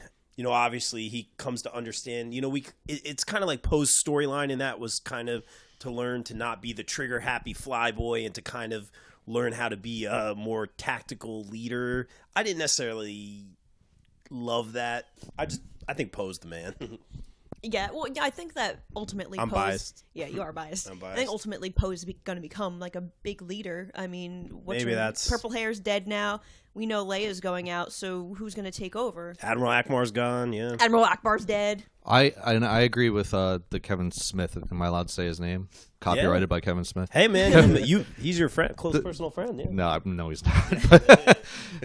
Kevin Smith's video that you sent me, I agree with him 100% that they should have had Leia do the light speed jump through the ship, and that's how Leia sacrificed herself. That Self-sac. would be a crazy And then thing about. and then Hodor would take Hodor would take over and be like the next Leia, sort of, you know. Yeah. And I think that would have been actually a cool transition. Yeah, What an epic way to go out, though. That would have been. You know? I thought for sure just going into this movie that Leia's going out and it's gonna be self-sacrifice and she's gonna, you know, save the rebellion or the resistance. But maybe this is why she's in the next movie. You know, maybe that she'll have a major role as she Dude, should. honestly, with all this computer shit, like, she could be in the entire next movie. Yeah, Like, they can totally. do whatever they want. that totally. scares the crap out of me, though. Right? This is the future. No, I'm they're actually just not- not going to even yeah. have actors anymore. They'll just CGI everybody. Yeah, right? You know, They'll just have that guy who plays Schmeagol. he does everybody in every Everyone, movie. yeah. I'm actually not here right now. I'm force projecting myself from Ocean Township. Jeez. So, can we take a quick step back to Yes. the island? Like, we kind of skipped over the entire Yeah. training a little bit. Let's- Yeah, yeah. let's Let's take it- go over I agree with Chris. Let's take it back. You know, real quick. I just want to do Del Toro since we're talking new characters. Then we'll take it back Okay. to the. I feel like we're talking That's about fair. Lost. Take it back to the island. Real quick. Benicio del Toro. Man, I'm like, he's in this, but he was just so convenient. He was there in the jail cell. He got him out. I'm sitting here saying, yeah, he's gonna turn. I mean, just knowing characters he plays, you know, he's gonna go where the money is. Like, we haven't. I guess Han Solo was somewhat of that character, but he had a lot of good in him. But I just saw Benicio del Toro. Is that right? Am I saying that right? Yeah. I kind of saw it coming, but I did like the idea. Like, I did not like the character, but I did like a couple of the lines where he was saying, you know, it doesn't really matter. Sometimes these guys win, sometimes these guys win. You know, it's just Stay out of it. Yeah, exactly. That was an interesting concept to me. Did not like the character. Saw the double cross coming a mile away. What do you guys think about his character, real quick? Well, just on that note, with the double cross, they get caught. I mean, I never expected that to come to fruition, but it was the aftermath of that when, you know, they find out these ships are cloaked, and then they just started hammering them. That's what caught me a little off guard when they're like, oh, there they are, all right, target, and then you just saw all these ships just getting picked off like crazy. I was like, wow, like that was the only part of that True. I wasn't expecting. No, that's good call. I wasn't crazy about the character. His weird spazzy stutter thing. Roger Rabbit. Yeah, that was Well, weird. it was like to me, it sounded like they took the dude from Usual Suspects and just threw him in the damn movie. It was Yeah. Yeah. You know, his character from that, and he just showed up in Star Wars somehow. I don't know. I'm not familiar with any of his work. But like, so I didn't see the double cross coming. You know, I knew it was a possibility, and I knew I wasn't crazy about like just the character in general. I was like, whatever, this guy's weird. It's those convenient characters, just like in Wonder Woman. What's his name was like super convenient. Yeah, super yeah. alpha, like, Never trust the convenient. You never Yeah, like the those guy who guys just are comes just out like of nowhere super and helps convenient, you, right? and it wasn't the guy they were to get there to get Yeah, in the first exactly. place. So they screwed themselves over too. I liked the purpose he served. With the double cross and stuff like that. That was more fair. interesting, but I didn't actually like the character, Move and the I hope he plot. doesn't show up in the next movie. I hope he's just gone. Yeah, I think he's gone. I don't know. I wasn't really against the character. Mm-hmm. I thought it added a little flavor to that whole Something different. storyline with Finn and what was her name again? I'm sorry, Rose. Rose. Yeah. Yeah, I don't know. I thought Benicio did a pretty good job. I even joked to myself that he sounded like Roger Rabbit, but he made it his own. You know, he owned it and made him kind of eccentric and He was kind of a cokehead. yeah, sure, yeah. Probably. Probably he's probably addicted to something. Green milk, Coke. I don't know. There's that green. You have to get that. Hey-o. Get that. All right, are we ready to take it back to the island real quick? Speaking of green milk, Yeah. This podcast brought to you by Green Milk. well, I mean, actually, the green milk was in pretty much every movie, right? It was in the original Star Wars. It was in. Well, it was blue milk. Well, it was blue milk, right? Yeah. But yeah, they just Same had principle. Yeah. they same just thing. had to get it in here. But I feel like they could have gone about it differently than seen with the Green Milk. I don't know. It caught you so off guard. You're like, what? All of a sudden, he just like starts like milking this thing into a bottle and drinks it, and like, Well, what the hell's going on? it wasn't really the Luke aspect of that bugged me because I kind of figured he was acting like crazy Yoda, trying to scare her away. But it was when the alien like turned her head and looked at Rey and was like, "Are you next?" I was like, "Ah, it's so creepy." That alien in general was just disgusting. Yeah. And why did the milk have to be like dripping down Luke's face too? That was foul. Like know, a suckling man. baby. So we'll get to the island training real quick, but so Jeff took the initiative here and sent me an email of all the things he liked and all the things he hated. Maybe I'll let you read it at the end if you want to. But I'm reading this list, and like there's some really good points on here, and then there's just one really short one that goes, Luke. This is under hated. Luke milking some alien, and I was dying. Like you really will. I mean, it's just amongst this list of like really thought out points, and then he just puts Luke milking some alien, and that like perfectly explains how that scene was in the movie. Like it's just there, you know? Yeah, I mean, in all fairness, that list was made when I was still sort of like everything was fresh in my mind. Yeah. Okay. So I think after That's seeing it a good. second time, I don't know, who knows? Maybe I'll find that scene was really funny and be like, okay, whatever. Yeah. You know. I mean, it's fun to talk about. Yeah. So like, it might have a special place in our hearts now. Just 'cause Exactly. It makes us Like, laugh, yeah, 'cause it's that's so true. fucking disgusting. Yeah, exactly. Like years later, we might look back and just be like, all right, that was a ridiculous scene. That's true. Are you guys ready to take it back to the island and talk some Jedi training? Hell yeah. All right. So R2 finally gives Luke the nudge. I know we're rewinding, we're all over the place, but we're getting some good substance here. R2 kind of gives Luke the nudge. All right, I'll start training Rey. So he gets her to kind of meditate and gets her to move the rocks a little bit, and he hits her on the hand or something. That That's the cracked Force. me up. It reminded That was me, one of the fucking funniest hilarious. things. It reminded me of Yoda a little bit, like when Yoda Right? was hitting him with the stick. Like You feel the force? You feel Yeah. it? I feel it. That was so funny. because he was dude. being silly like Yoda was at first, so that I liked. Yeah. But so liked it. Rey is so strong with the Force immediately. Like in the last movie, in this movie, people have a lot of problems with that. But you know, this is new. I like Rey. She didn't really get a ton of training here, but we kind of see the intro to this dark place on the island, and Luke says, "Don't go there," and she goes right to it. I feel like Kate would do this. Whatever. She goes right. She goes right to it. Why can't I go there? Now I'm going. I want to see what's down there. And she goes right to it, and Luke is kind of scared by her power, and I've only seen this power once before. So what do you guys think about all this stuff going on the island and Luke at this point? I know there's opinions. Again, I need to see this again. This sequence just had a lot of stuff. Like, she's like, I see this, and it's like flashing through things, and then suddenly she's in the hole, and I'm like, how'd that happen? Yeah. Everything that happened on the island, I'm as confused as I think Rey is. Yeah. You know? And maybe that's on purpose. But yeah, he maybe wants it's on you to be as purpose. confused as Rey is. That dark hole, which is the dark side of the Force under the islands. I was so excited about it, and I thought it started off so cool with her like snapping her fingers and it echoing through like all the rays. And I'm like, what is going on? And then it just like amounted to nothing. That's exactly. Unless there's something I'm missing. I thought the Yeah. same thing. I'm like What Empire happened Strikes here? Back moment. This is where she goes in and sees whatever, Luke saw Vader. Yeah. Like this is that moment, and she goes, "Who are my parents to this? What is it, crystal or whatever?" I don't know, I'm thinking like, are these like those Kyber crystals that they're always talking about, or something? I don't know, but and she sees herself, and I'm like, is there some meaning to this? Like, is she a clone? I'm like, please don't let her be a clone. It could be, No, I don't want to. Oh no, Please that would no. ruin my life if Rey was Please a no. clone. But no, No more clone with clones. the. I don't know. No more clones. Yeah, No no more clones. clones. We're done But with clones. I'm like, is there a meaning here? Like, am I missing something? Chris, what do you got, man? As someone who loves Empire or who loves the I mean, original. I see it as like she's looking for like, what is the meaning? Who are my parents? Where did I come from? And like there's something else why she has the I guess ability, these Force abilities, and it's all about you. It's you. It has nothing to do with anything else. It's you and your choices and your decisions that are gonna. Wow, that's a ultimately great decide answer, who you man. are. Ultimately Maybe that decide went of who over- you are. Maybe that went over my head a little bit. I think that's a great answer. Like, I mean, I think it's the best answer. Good answer. It's Yeah, that the makes best sense. That's a answer good you could answer, possibly yeah. get. I mean, I don't know. I guess walking out of it, the whole scene on Dagobah with Luke and him cutting off Vader's head and seeing his own face was so powerful back when we were kids, and we were sort of expecting something of equal or more.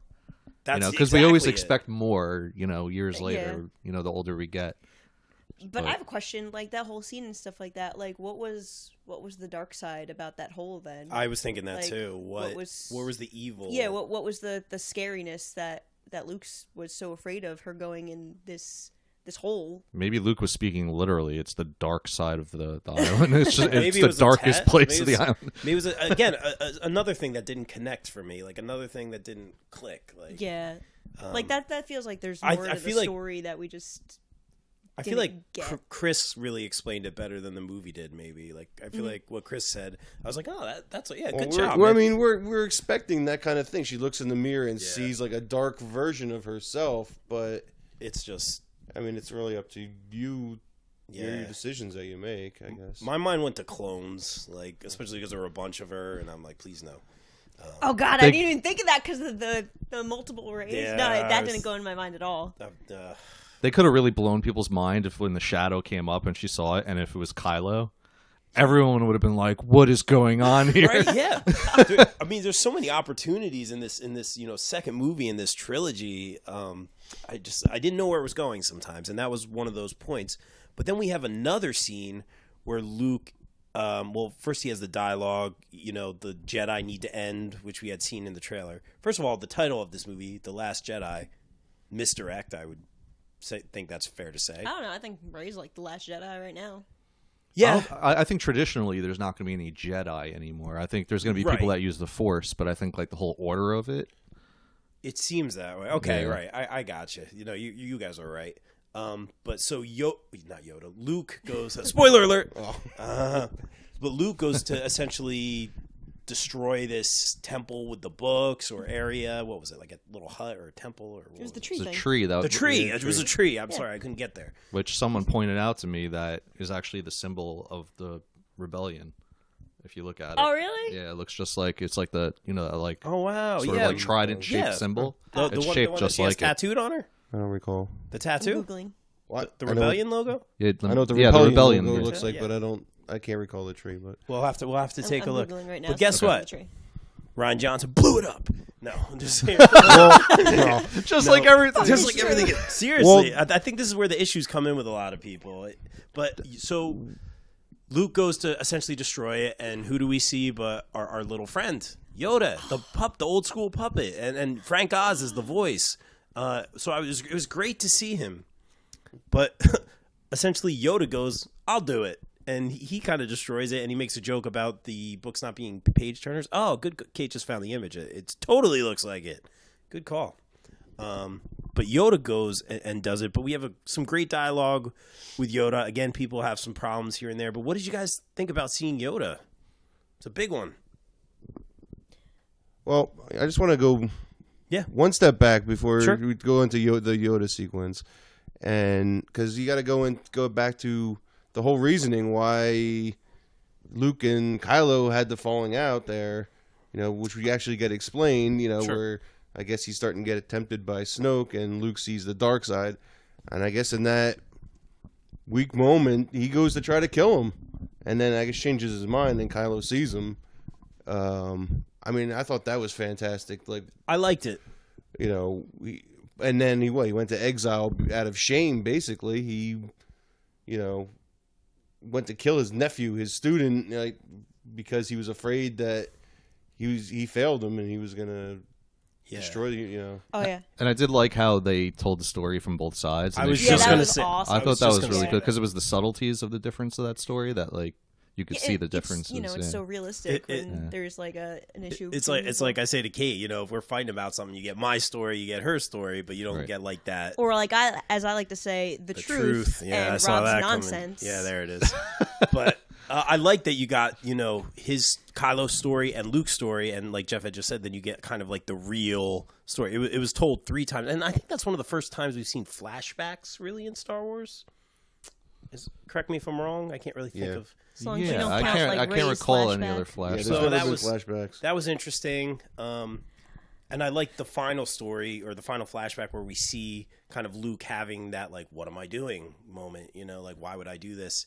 And of course Kylo reacts and it all made sense. Like there was no arguing that third version of the story. Yeah, cool. I loved that scene so much because like then you see Kylo Ren and he's just like a scared kid, like, oh my god, my uncle's trying to kill me. Yeah. And this Luke has this moment of weakness. Trying to milk him. No, I can't do this. He's trying to milk him. God. And then, he finally had enough.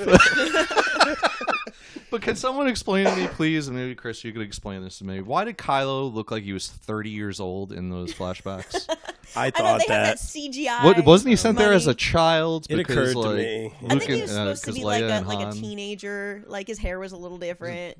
Yeah, I guess. I don't know. There were some tweaks. I that's something that ran through my head as well. Like, oh, should he look like what was it? Robert it was an Avengers or Iron Man. Robert Downey Jr. They made him look super young. They did a great job. Well, I mean, Princess Leia in Rogue One. Totally. Like that was incredible. I don't know. Honestly, I don't recall. Don't recall. That was another thing that kind of struck me. Like, oh, shouldn't he look a little different? But who knows? Yeah. Maybe I'm you nitpicking. don't know how old Kylo Ren is, though. He could be 35. And this could be 15 years ago. He would still be an adult. Yeah. There's a lot of confusion surrounding his time there. Outside of we know the depictions of from each side what happened and what he went there for, but they never really say how old he was. I was under assumption from the way Han and Leia talked about it that they sent him over as a youngling, that he was 10, 11 years old. Maybe. Yeah, but who knows how long he was there? Yeah, who knows how long he was there. Maybe he was supposed to be 18 when Luke tried to kill him. I don't know. Yeah, maybe. Anything's possible. Everything with everyone's age in Star Wars is always kind of ambiguous. Yeah, they never probably tell you. by design. Yeah. It did make me chuckle though. That's why I brought it up because I was just like, he looked exactly the same. He rolled over and he was like, "Hey." I was like, wait a second, aren't you supposed to be 10? But I knew coming out of The Force Awakens that we were finally going to have this vision that Rey had kind of explained, and it kind of connected the pieces. We didn't really see any of the Knights of Ren, but they explained that he pretty much killed most of the students and some joined him. Which I we would assume is those would be the Knights. The Knights of Ren. I hope we learn a little bit more about that. That probably is going to lead to some other because we comics didn't and get the side whole stories. flashback because there was the one where he's with the Knights of Ren and he's killing those people with the hats. Yeah. So we didn't see any of that. And was Luke that bad of a teacher that those other 5 guys or girls were just like, screw this dude, let's get out of here? Or maybe did he use force powers to control their minds? Who knows? It kills. Really well, I mean, he dropped the roof down on Luke and fought, and then went about his business with the other people. So they probably all thought Luke was dead. Yeah, and who knows what story? All right, he said, Master Luke tried to kill me. Yeah, exactly. Or something. He's a traitor. He's not a good guy. He tried to kill me. Join me.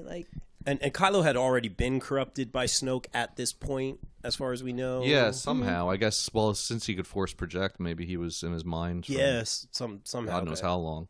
It's crazy. But good scene. Really interesting scene. We wanted some answers there. So now back to Yoda. Back to Yoda. To Yoda. So Yoda, where are we? So Yoda pretty much destroys the tree himself. There were a couple lines from Yoda I liked.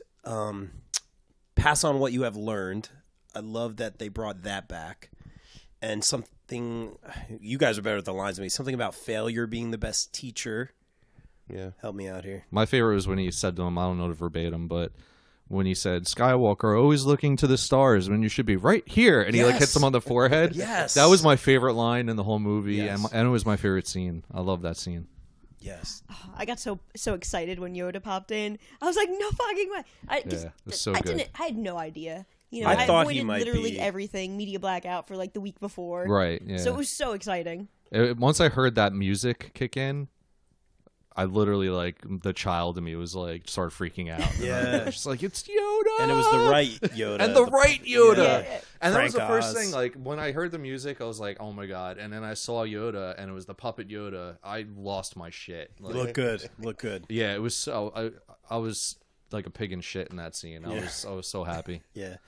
But Yoda essentially destroys the tree with the books in it, correct? Yes. Yeah. Yes, that is Theoretically. correct. Okay, because I know there's... Turner's Yeah, there. I need to hear more about this. Yeah, this thing Chris with has got in the something books, here. but Should we do that now, or should we... No. Save it to He's- I think you know something that I don't. he's saving it. You're saving it. I This feel is like juicy. Chris is like our Jedi master, and he's like only giving us the Fine. information. No, this is good stuff. Chris has got like the Unless deeper I meaning. missaw, I think when you see Rey at the end, she has the books on the Falcon. Interesting. I did not catch that. I bet you're right, though. Well, I guess there is between when we last see the books and when Yoda shows up. Something could have happened. Like she could have stole them. Yeah. Yeah, when she finally like goes to leave, she could have just all right. Yeah, she could have been like, Luke's being a jerk, taking these damn books. I guess Which that's would possible. also Yoda would probably know that she did that, which is the reason why he had no problem burning the Oh my tree down. goodness. So many layers. Yeah. Steve, we're diving in. This is This good I'm, stuff. I'm definitely seeing it again this week. I have the mornings off. So God, I love that I'm gonna- little green bastard. He's the best.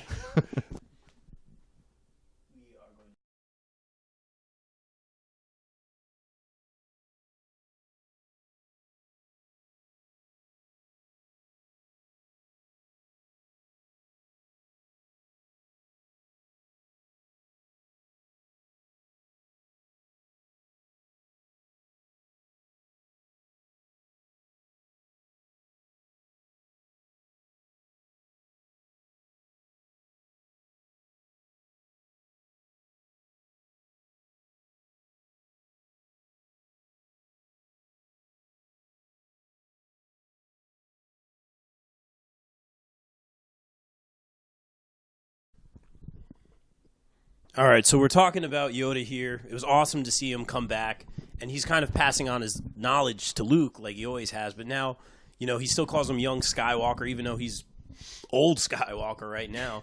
This is the most Ben Kenobi we've ever seen Luke, but it's kind of showing how Luke is now the master for Rey. It kind of took Chewie, R2, and now Yoda to kind of really push Luke a little bit.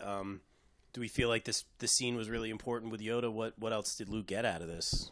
Well, the other thing that Yoda really impresses upon him, being a teacher of, Jedi for thousands of years, he, not all your students are going to work out to be the best. You're going to have some students that fail you, and there's nothing you can do about it. You can teach them what you can, and at some point you have to let them go to be their own people. And sometimes you win, sometimes you lose, and Kylo Ren was a loss, I guess. Yeah, a big one. Yeah, totally. But you can't blame yourself for that. You did everything you can. Yeah, I mean, I thought his presence was much needed. Because up to that point, I was sort of upset that because I kept thinking about Luke from Return of the Jedi. Yeah. And how collected he was and how badass he was, and then you fast forward 40 years and he's like this crotchety curmudgeon. Yeah. And I'm just sort of like, well, I guess that makes sense because he turned into a hermit. But at the same time, I was just like, I really yearned for this really collected Luke. And I thought having Yoda come back was perfect because it sort of like tied up that loose end where it was like he still needed his master. He wasn't perfect when we saw him back in Return. You know, God knows how, you know, killing his father affected him. Yeah. Or, you know, he didn't really kill his father, but he played a part.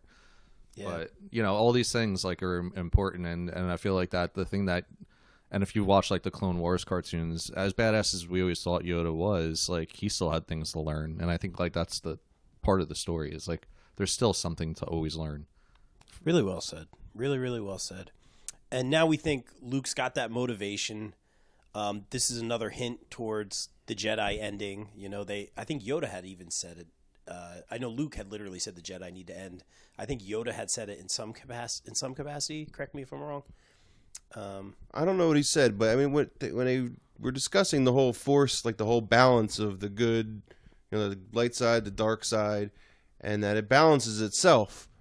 And I mean, they talk about, you know, the old, you know, all the other movies, the prophecy, balancing the Force, and if you really think about it, they did, and the Force was out of balance for a long time. The Jedi were in charge. The light side was way out of balance with the you know, dark side. So it did balance itself out, and unfortunately wiped out all the Jedi in the process, though, too. And I think that's a huge point because if you look at it, I don't know. I think like the whole essence of the Force is about spiritualism. You know, it's not necessarily about religion. And when these good side or bad side, when they take control of either side and they try to make it, you know, a church, basically, that it's like you're trying to control something that shouldn't be controlled. It should just be like a natural balance.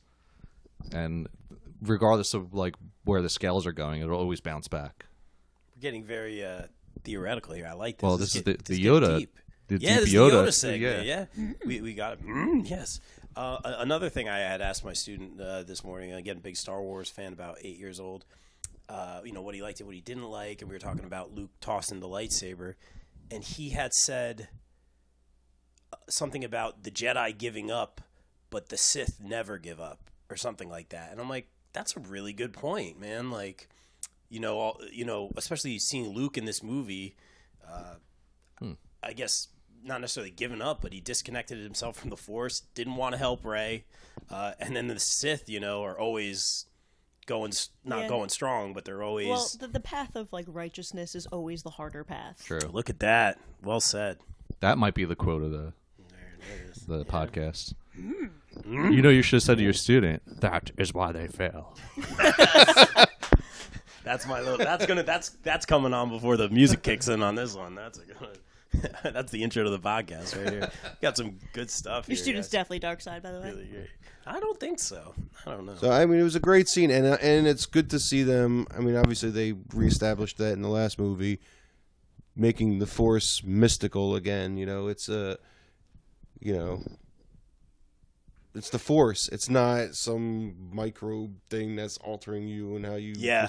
You know... Midi-chlorians, is that what you're getting Oh, the way at? you said it! Damn it! Everyone has to take a shot.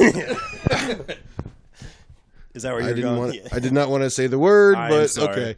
That actually would have been a good game to see if we get through this whole thing without saying midi-chlorians. Well, it was me. Chris was very, like, respectfully, like, dancing around it, and I just had to blurt What the it. hell's a mini-chlorian?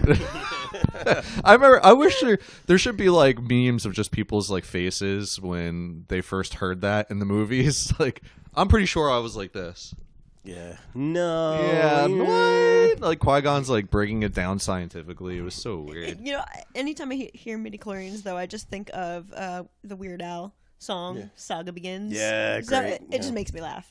You mean Chris Francie's close personal friend? Weird Al? Yep. Yeah. Best friend Weird Al. But anyway, so great scene. We love the Yoda scene and great theories, guys. I feel like we're filling in all the holes here that we didn't necessarily get out of the movie. Chris and Jeff will be directing the next one for sure. So now we see the X-wing in the water.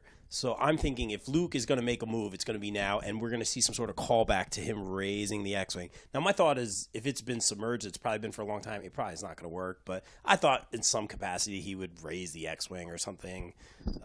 Maybe it's waterproof. Yeah, but if he did that, people would be complaining about that. Like, they'd be like, "Oh, the X-wing shouldn't be working," you know. So Yeah. True. Or they'd be like, "What is this? Yeah. It's just like the other movie." yeah. True. Yeah, I never expected to see them raise it, but maybe a flash like, all right, that's how he gets off the island, Yeah, you know, at which some obviously point, he or- doesn't. Yeah. Also, if the X-wing was damaged by being in water, why would he constantly park it in water? Yeah, Like, I'm not gonna go park my car in a lake. I think it was pretty much like I'm never leaving. And But didn't it go in the water? When In he was Dagobah? training? Yeah. Yeah, that was yeah, an accident. Though. that was Oh yeah, I guess kind it fell of in, right? Yeah, whatever. crazy. But I thought there'd be some sort of callback, and you know, it was cool to see the shot of the X-wing, the shadow or whatever in the water. I thought that was kind of a cool callback. So now we get to Crate eventually. Long story short, Finn and Rose's plan doesn't really work out. So Holdo has the plan over on the ship after they figure out this whole mutiny Civil War situation, get on the same page. Leia comes too. Basically, they are evacuating, and they just so happen to have been doing this slow running out of gas chase. Really don't like that storyline. So, Bob, do you like the running No, out I of gas? didn't. No, I didn't. I wasn't gonna Austin do it, Powers. but thank you. Yeah, that was a big thing for me. It was a big part of the movie. But their plan was to get near this old school rebel base, Crate, right? Crate. Right. And so some of the ships get blown out of the sky, and they make it down there, and they find these old fighters, and now we have like this final battle as far as we know. And when the dude stepped out on the salt, I'm like, why is his foot bleeding? Did anyone else like? It didn't connect with me until like a few minutes later. And the guy goes, it's salt, and I still didn't get there. Like it took me like a good 2 minutes to like figure out. I'm like, why is his foot bleeding? And why would they show this scene? And then I ultimately realized it was salt. It was just me, wasn't it? But no, because didn't one of the fighters in the trench, didn't he like look at his foot and like? Yeah. But He I'm just like, sort why of is gave that look like, what is he bleeding? Like, Like that's what I thought. I'm like, who is this guy and why is his foot bleeding? Yeah. And why are they showing this? Like, so that was just me being an idiot. So I finally got it. But then they get those old school fighters. Not even fighters; they were like Buicks. They were Yeah. like- And we kind of have this final battle getting prepped I up. have a question about Yep. this, and maybe it's just my ignorance, but how come Finn can fly this thing when he so desperately needed a pilot in The Force Awakens? Like, he couldn't fly shit. I don't know. I don't know. Got him. That was like my only big thing. I was like, wait, Finn That's a good. can fly That something? didn't even occur to me. Maybe But this is just like a little like land Cruiser. skimmer. Yeah, is that one Yeah. more like a car foot and the on a ship car. is more Yeah, Yeah. maybe like- it's like a car. Maybe like what I a don't know. car It's would be. just like what popped in my mind because I just don't think of Finn flying something. So we have the whole subplot with the crystal foxes. I'm sure there's a name for them. Oh, they're so cute. They are kind of cool Crystal looking. foxes. Yeah, I think Crystal they're Fox. called Crystal Foxes. Yeah. Well, good. Chris is on don't point. But the Crystal Foxes, we have that whole subplot, and then we have the scene with Luke and Leia. Now we're all thinking Luke made it. He's here, and he has that nice little scene with Leia where he gives her the golden dice for the Millennium Falcon. Yes. which was kind of obscure. I didn't get there right away. Well, that was just that was the filmmakers like callbacks to it because they were in the Millennium Falcon in the original one, and you know I don't think they.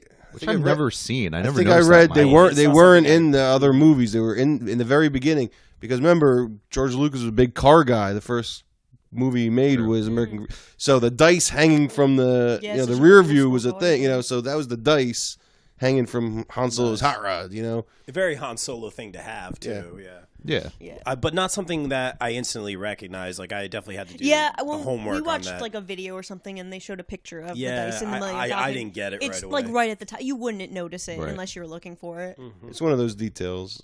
Did you catch it? Like, did you realize what the dice were? Yeah, a no, fan, you know. got it. I know what the dice were. It In took all me. my years of watching Star Wars, I never knew about those Yeah. die. It went over my head. It's die. I said dices, didn't I?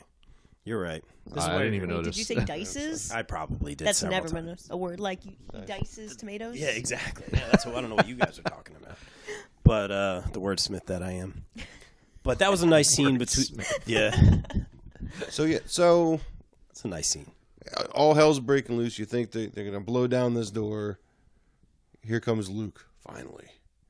Finally, here's Luke. We waited this whole movie to see this Given broken. 35 years, we've been waiting to see Luke Skywalker in action. By the way, who stopped at CVS and got some Just for Men right before he landed on Crate? That's what I was thinking. I was like, Well, he got he got a had time to get a haircut. haircut Yeah, he got a and like dye his beard and cut his beard. Like, well, I figure, I but, know, all right, it makes maybe, sense now. yeah, But Yeah.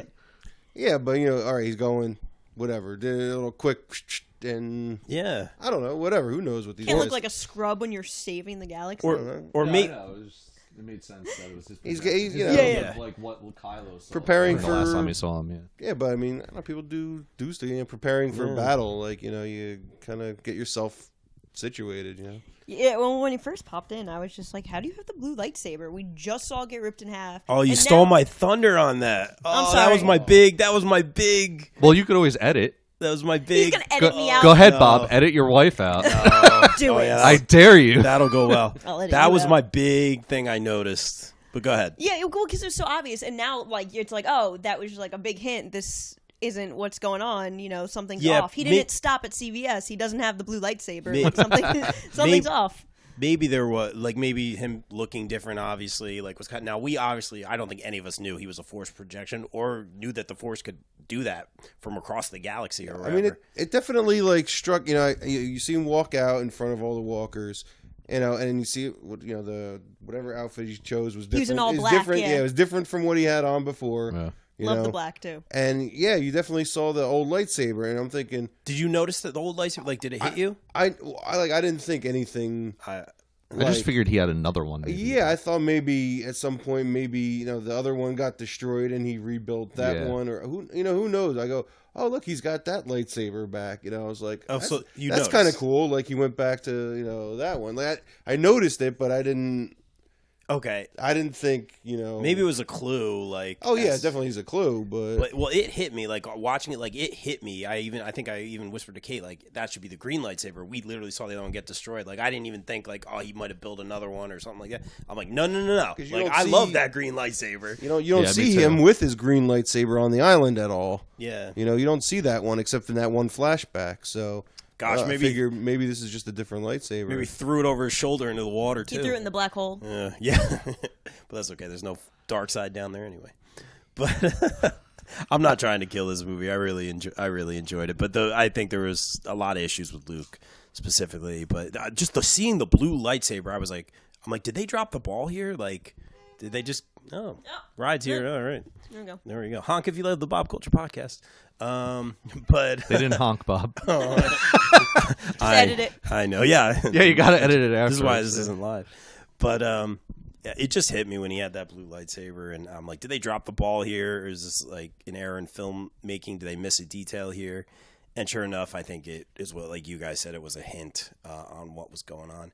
So then we have this scene where he says, "Fire all your guns at Luke Skywalker," and man, they let him have it. Oh, They yeah, fire in everything. his childish rage. In his Kylo emo rage, yeah. Everybody, point your guns and fire. Oh, Yeah, when Hux even tells you like enough, like you've gone too far at this Yeah. point. Like, okay, crazy. Which I mean, look, you all know at the end of that, he's gonna come out like unscathed somehow. You know, you're Yeah, like, you As- kinda- as if Luke Skywalker was just gonna be dead. Yeah. There's just pieces of him on the ground. Although If they did that, though, people would be like, holy shit! the way this movie was going, though, I mean, Some guy gets hit with an arm, like, oh.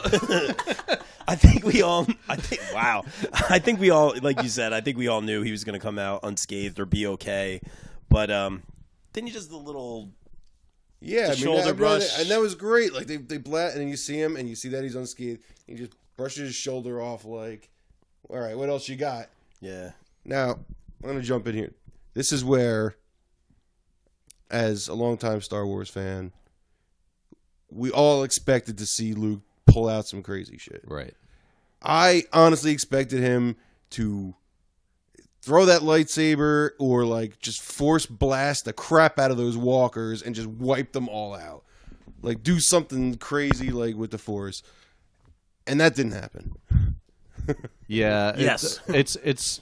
I think that bugged me also, that the crazy thing about the Force that we saw was more of like the meditative stuff, where and you know me, shamelessly, I'm just the biggest fan of Star Wars The Force Unleashed video game. I was waiting for Sure. him to go full Star Killer on those AT-ATs or Imperial Walkers, whatever you want to call them. No, that's and another just like debate, yeah. AT-ATs. Yep. But or whatever what are the giant ones called with the gorilla hands? AT something. I don't know what the hell it's called. Yeah. They're called But raw. I was expecting Yeah. him to like crumble one of them with just like force power, or like knock one of them over and they just fall like dominoes. Like, I was waiting for something like that. So I was a little bummed out. Because essentially the payoff is we get the one-on-one battle between Kylo and Luke, which is awesome. We want to see that, and you kind of get a little bit of a lightsaber battle. And sure enough, he impales or slices Luke, and he's not phased whatsoever. Yeah, I mean, Luke, he avoids all of Kylo's strikes. I mean, which you go, okay, he's very, samurai master kind of about it, like just kind of dodging like the guy trying to hack and slash at him. But then, you finally get, oh, I'm not here, and he's forced meditating, which I get is extremely difficult. Forced thing to pull off. Like, all right, he projected himself that he could interact with his environment across the galaxy. That's great. I get it. But, I mean, all the books, comic books, video game, whatever, for all these years seeing Luke do crazy stuff, like knowing how powerful he got. I know it's all out the window, but everybody expected, I think, a little bit more oomph out of his performance. I agree. Luke finally being a Jedi Master and what he could do. I couldn't agree more. I think Mark Hamill is one of those people who expected it. He obviously had some comments. Yeah, I mean, I think the whole scene was pretty clever because there was just not a moment where I was like, oh, he's not really there. Yeah. But yeah, just like with Princess Leia, would have been nice to see him go off. Because especially in the old movies, like they didn't have the technology and the things that they could do now, like even like the prequels with the crazy lightsaber battles, just because technology allows for it, would have been cool to see Luke pull off some crazy shit. Yeah, I think this movie had a lot. You're gonna hate this, but I think this movie had a lot of aha moments where you got him, And I think What is this, velvet? Yeah, got some good sound bites here. But we never saw anyone force project themselves. Have we seen that in another movie? So we've never seen that. What about Snoke in the first movie? That was like Or that was just like a hologram? because the Emperor had done that in Okay. the Okay. other movies. But we had never seen that, so that's kind of a new force. Again, we were talking about the Force can and can't do. That was a new force power. It's whatever they write down. But now he's done it across the galaxy. Like, that's our introduction to that force power. And then to the point where it kills him or he sacrifices himself. Yeah, I mean, the amount of energy, I guess, utilized to put into that, and the fact that he hasn't really done much in however many years, I'm sure the combination of that, knowing that he helped the people escape, all that, whatever, he was at peace, and then he just became one with the Force. So I hated that whole thing, but the one thing I did like was right before he passed, it looked like that he projected himself to Tatooine because he could see the two suns. Oh, is that so? I think he kind of transferred his consciousness to where he started, so that his last moment was where he lived his whole life. I don't know. Did he get Ran out in? of breath there. Did he get in, or something similar to the "strike me down and I will become more powerful"? Did he have some sort of? He did say that I'll become one with the Force, or something of that nature. Something similar to probably- Obi-Wan. And he gave him a see you around, kid. See you around, kid. Yeah. Which is the greatest. What a pimp backhand in his Yeah. face. And a little wink, Yeah, I like Yeah, the because little wink. Kylo Ren hates being treated like he's the a little that child, he yeah. is. He's gonna freak out again. He probably cut the legs off of an AT-AT when he got back home, I think the way to take Luke, and again, I can't believe I'm saying this, but I believe the way to take Luke Skywalker out is definitely like in that Obi-Wan kind of way where he went out. Like, I think that comes full circle. I'm cool with that. But like the whole like force projection across the galaxy thing was just okay. They can do that now. Like, it's just a lot of times they did whatever they wanted. Yeah, but you can't be mad at new stuff all the time. There's always going to be new stuff. Yeah. Like, it's one of those things, watch it again, it might not bother you. Yeah. Well, you know what? Here's a great example of that. J.J. Abrams of The Force Awakens. Yes, you guys know I like that movie. This was like the 10th time I mentioned it. New force power. Kylo Ren stops the laser beam. Boom, on point. Loved it. Pretty We've cool. never seen that. They did not utilize that in this movie. That I'm cool with. That's new. It's different. Perfect. Yeah. This, it wasn't like the new force power is I can project myself. I'm, completely projecting myself for a good 35 minutes of the movie and have an interaction with Leia and this whole fight scene, and it's across the galaxy to the point. It's just so much And is that's the going thing, on. too. It's like, this is, Carrie's not going to be back. And Yeah, at I'm least worried. the Carrie that we know. And it's so saddening to think that like his final scene with her like wasn't actually really him. You know, it was just a projection. Also, how did his projection bring her dice? They disappeared at the end. Yeah. Oh, did they? When Kylo Chris- picks him up. When Clutch. yeah, when Kylo picks them up and then he's like finally gone, they disappear. Yeah. Which I wonder if don't Kylo remember knows what that. those are, because if he does, then that has like He a lot has. of. I would he imagine. has to know what they're his dads. You know. Yeah, I mean that has to have a ton of meaning. He left that there for him just long enough for Kylo to see it. I don't. You know what? I don't remember that scene. I'll have to pay attention. Well, I would love to see more interaction or something with Chewbacca and Kylo Ren. You know, very little Chewie in this movie. Chewie was great. The scene with him and the Porgs was so. Oh good. yeah, we forgot about that. That was so It was upsetting. so good. These- Oh, they guilt tripped the hell out of that dude. He was like, he just wanted to eat some chicken, porg, whatever, and the thing was like, he was like, The quivering lip. I know. They used the Porgs just enough. I was actually worried about Yeah, them. I liked. You know, I liked when they were in the ship too, and Chewie does his Chewie yell, and then the pork is like, ah. Yeah. Yeah, Yeah, that's yeah, cute. he tries I mean, he to just do like, you know, I guess he kind of like adopted them as like Yeah, his as little his friend. buddies now, you know. Which like- I It's don't- like, He you ate felt my so- mom, he felt get so my guilty. mom exactly. now. Yeah, actually, as a porg, I don't know if I'd want to roll with that guy. Yeah, Chewie's the man though. Yeah, Chewie's awesome. He's awesome. I could just talk about Chewie for another hour. Well, go ahead. Oh well, one day on the planet Kashyyyk. I was playing. Chewie's dad's a I always creep. called it Talk Kashyyyk, about and I that. was playing the Battlefront 2 game the other day, and they called it Kashyyyk, Ah, and I was like, huh. I guess you know. You Well, could say there's it a lot of things though. I think like we pronounced ways that, and then someone comes along and everyone has their goes, own "Oh no, it's thing. pronounced this way." You're like, "Well, who the hell are you to tell me how?" Yeah, it's yeah, pronounced? You know, Can they no one just- ever says it. Half the people have like British accents, and half the people don't. So everyone kind of says things different in the movies anyway. that's true. For years, I would people would be like, "Why do you call the Imperial Walkers AT-ATs?" And I just grew up, you know, I guess because I was a child and it was easier to say AT-AT than AT-AT. But They then need to I say was it in the movie. watching the documentary on Force Awakens. Okay. J.J. Abrams says AT-AT, and I No. was like, I was right. No. If the director says AT-AT, I was But right. then the other one would be at st. No, Yeah, it doesn't. I mean, they've never said it on screen. I don't have. The well, we answer. don't need That's to just get an my- at argument on the podcast. Oh yeah, right this now, is that's a whole nother podcast. yeah. No, I mean the majority seem to say at. Yeah, but then like some people say Han Solo and some people say Han Solo, and that like even in the movies, like everyone's kind of says it different. Does Lando say Han? I think he does. This is- yeah, this is Lando says Han. Han. Lando says Han. I Yeah. think so. Leia says Han. Like Chewie says. Prrr. All right, Dun-dun. so obviously we see Luke go out. That's a rough scene. Just like Jeff said, I'm sitting here thinking, oh, every trilogy we're gonna lose a major character. Like, super. But I guess it was a fitting end for Luke Skywalker. Rey has no lightsaber now. I just like to point out. We see Rey kind of use the Force and lift all the rocks to help what's left of the Resistance, and we see a really nice moment between Finn and Rey, a nice embrace because they've been through this journey since yeah, the and last they movie. haven't seen each other since They haven't he's seen been each on other the whole Legends. movie. True, yeah. And I thought that was a nice moment. And then we have a little Poe Rey moment where let's see what you guys think about this one. I may have mentioned I like Poe. Poe goes, "Oh, I've heard about you," and Rey said, "What? You must be Poe or something?" Or what was that? Rey What was goes, I'm Rey, and he goes, I know. Oh yeah, and again a callback.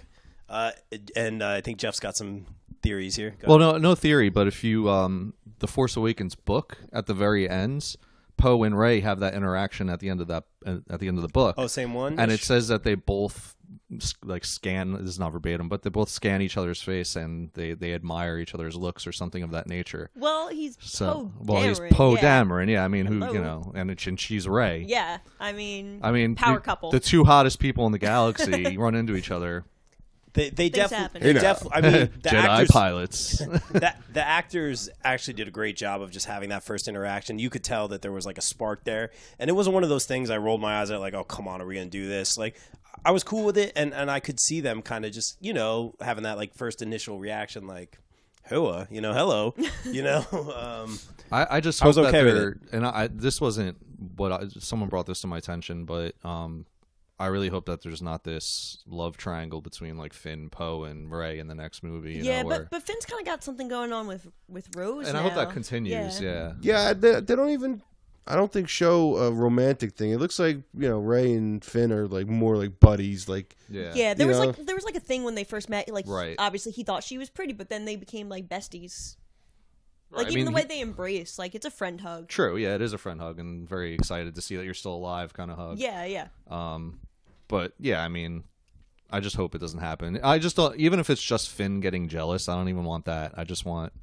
Yeah, because his bromance with Poe is so strong. Right, too. yeah, and I don't want like Poe and Finn to stop being friends No, because that'd you be know so stupid. it would just like take away from the movie. We don't need that in Star Wars. Yeah. Calm down, guys. But yeah, we're Outta jumping ahead. Sorry. No, that's fine.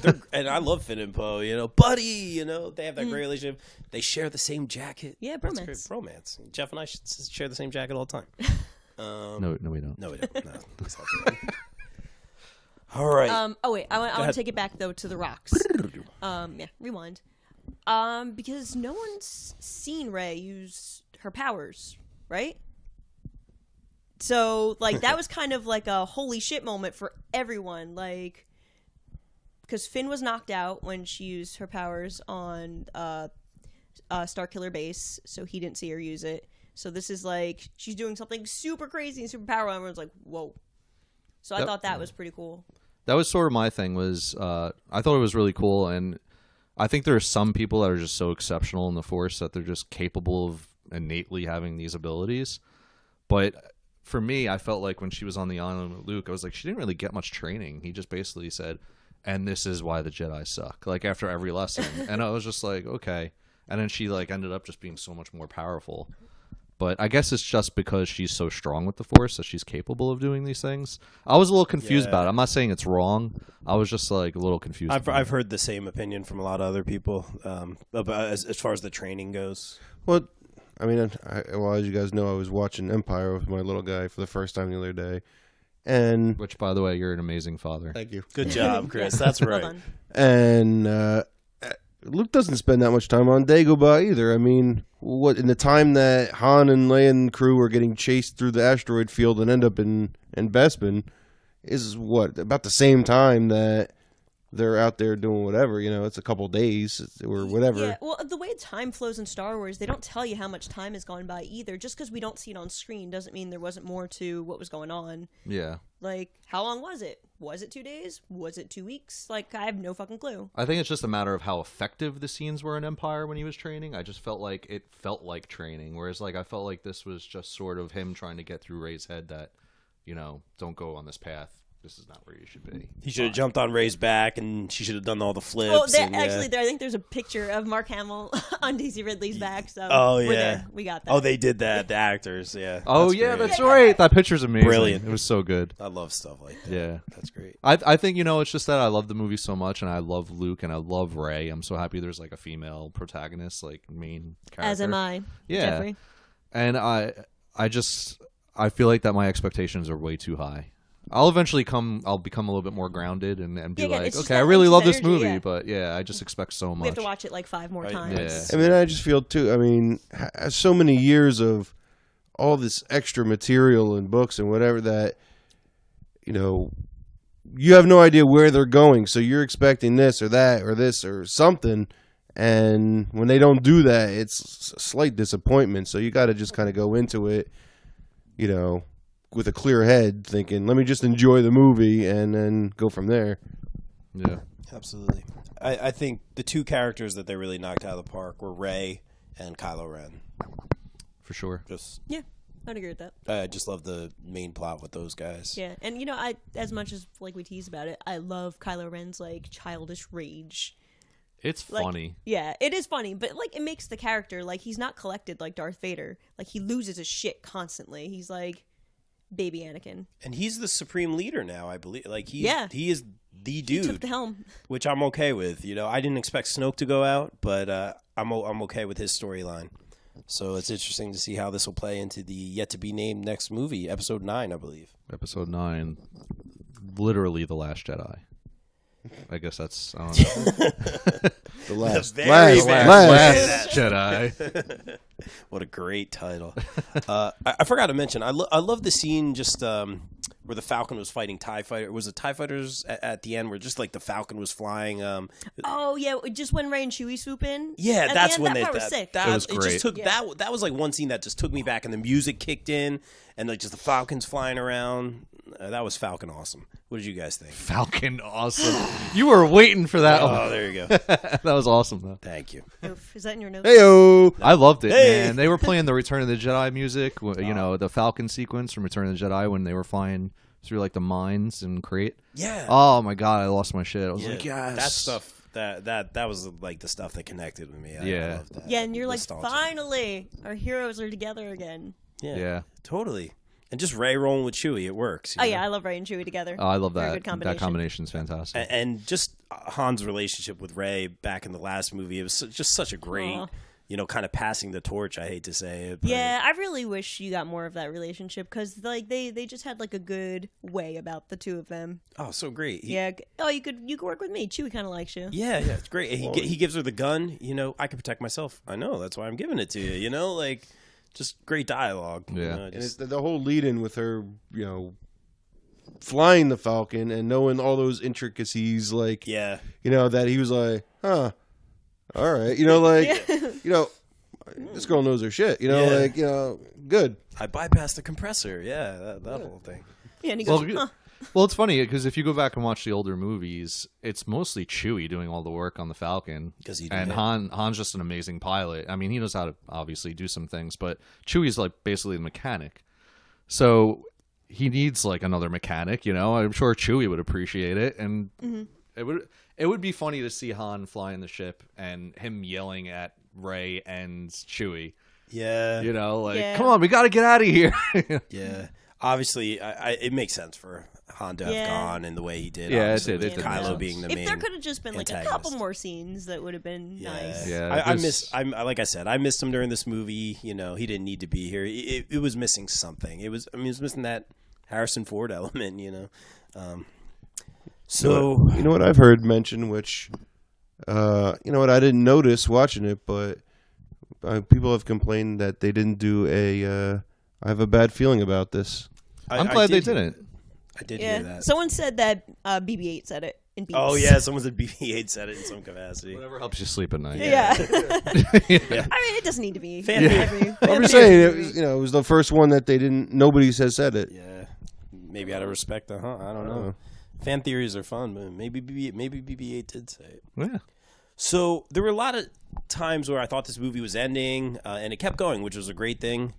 But I'm like, what are they going to end on? Where it cuts the credits, and they chose to take it back to the casino planet. I'm sorry, I don't know the name of it, Las Vegas. And the kid essentially, from what we see, force pulls the broom over to his hands. And starts. I heard a lot of hate from this scene. I thought it was a weird place to end it. Some people are saying it's kind of the start of Rian Johnson's Star Wars. I thought it was trilogy or just like something like I thought it just like signified how the Resistance can't die because there's Right. always going to be like Yeah. new people to take over. It was interesting. And Jedis don't need to be Skywalkers. Yeah, That- because, be yeah. I Jedis, mean, become people, Jedis. Like, who was Luke training? They weren't all Skywalkers, Yeah. before Kylo Ren wrecked everything. And I think it may have been a nod to like kind of Luke looking out, like when he was on Tatooine, like I'm going to leave here and do something. I think it may have been a nod to that. Again, it's one of those things that on paper and explaining it and talking about it right now works, but it didn't necessarily connect with me. It's like another one of those things where the It execution. was very unexpected. You feel like it's going to end on the heroes. Yeah, well, I mean, it started off with them playing with the toys and talking That about was cool. Luke Skywalker and the myth of Luke Skywalker and what happened, and I guess they're trying to lead into they're spreading the word of, Yeah, his legacy. the legacy of what's going on, to fight, whatever, keep fighting, all that Yeah, kind of which stuff. is going to inspire a new generation of. I like that they had rebels. action figures. That was like cool for me. I was like, that's awesome. You know what it reminded me of in Return when C-3PO was telling the Ewoks the story of like Luke and Boom! and he's making all the sounds and all the Ewoks are really excited. It kind of like it gave me that like same feeling. I know it was different, but Very little 3PO in this one, by the way. He did have his He golden did have arm. his golden arm. That's right. His back to his regular arm. I did. they're ushering those old characters out, which I feel like with the droids they shouldn't. Because it's not like the droids are going to die of old age, you know? Yeah. I kind of want it. I want to see more of R2 and BB-8 playing off of each other because it's like Laurel and Hardy, you know? I think it's hysterical. Yeah. But they're really trying to extinguish like the old. Yeah. I don't want all the old characters to go out though. Yeah, I know. Like if they start I doing feel the that same crap way. with Chewie, I'm gonna be like, all right, guys, Oh. like we need to calm down. I think Chewie, it's like killing off the dog. It's like a cardinal sin in like any movie. You don't Yeah, kill you the can't dog. do You know, that. I think Chewie's going to be like the last standing original character probably at some point. I originally, I don't know what made me think of it when we first started seeing some of the trailers and previews for Force Awakens. I thought like Chewie was going to be the one to die, and I was like, I really did. I don't know why I did, but I thought like somehow like Chewie was going to die. I was like, oh. No, I get where you're coming from. I thought, not with the trailers, but when I was watching The Force Awakens in the movie theater and they're planting the bombs and they do oh, that's a better idea, Chewie. Let's do that. And they split up on Starkiller Base. And I'm like, oh, no. Like, someone's going to go out. And then, like, the music cut out. And, you know, obviously you see Han on the little bridge with Kylo and you're like, oh, it's going to be Han. But I was nervous about Chewie, too. Maybe because we just all love him so I don't know. I much. think there was this, you know, like at the end when now we know it was Finn that she's like crying over when Chewie brings the Falcon in. But I don't know. For some reason, maybe I think it was that I thought I saw like the body there as fur, and that's what it made me think it was like Chewie. Oh. That would have been too devastating. You would have had like Oof. angry fans if they killed When Chewie got shot in that movie, Beyond angry. when he got hit with the blaster, I was so It sad. was really sad. But I love the scene with him and the doctor. You must have been very Yeah, brave. that was a nice touch. Again, perfect. Yeah, that was a great scene.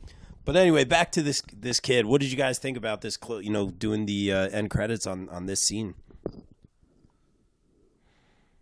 Yeah, exactly.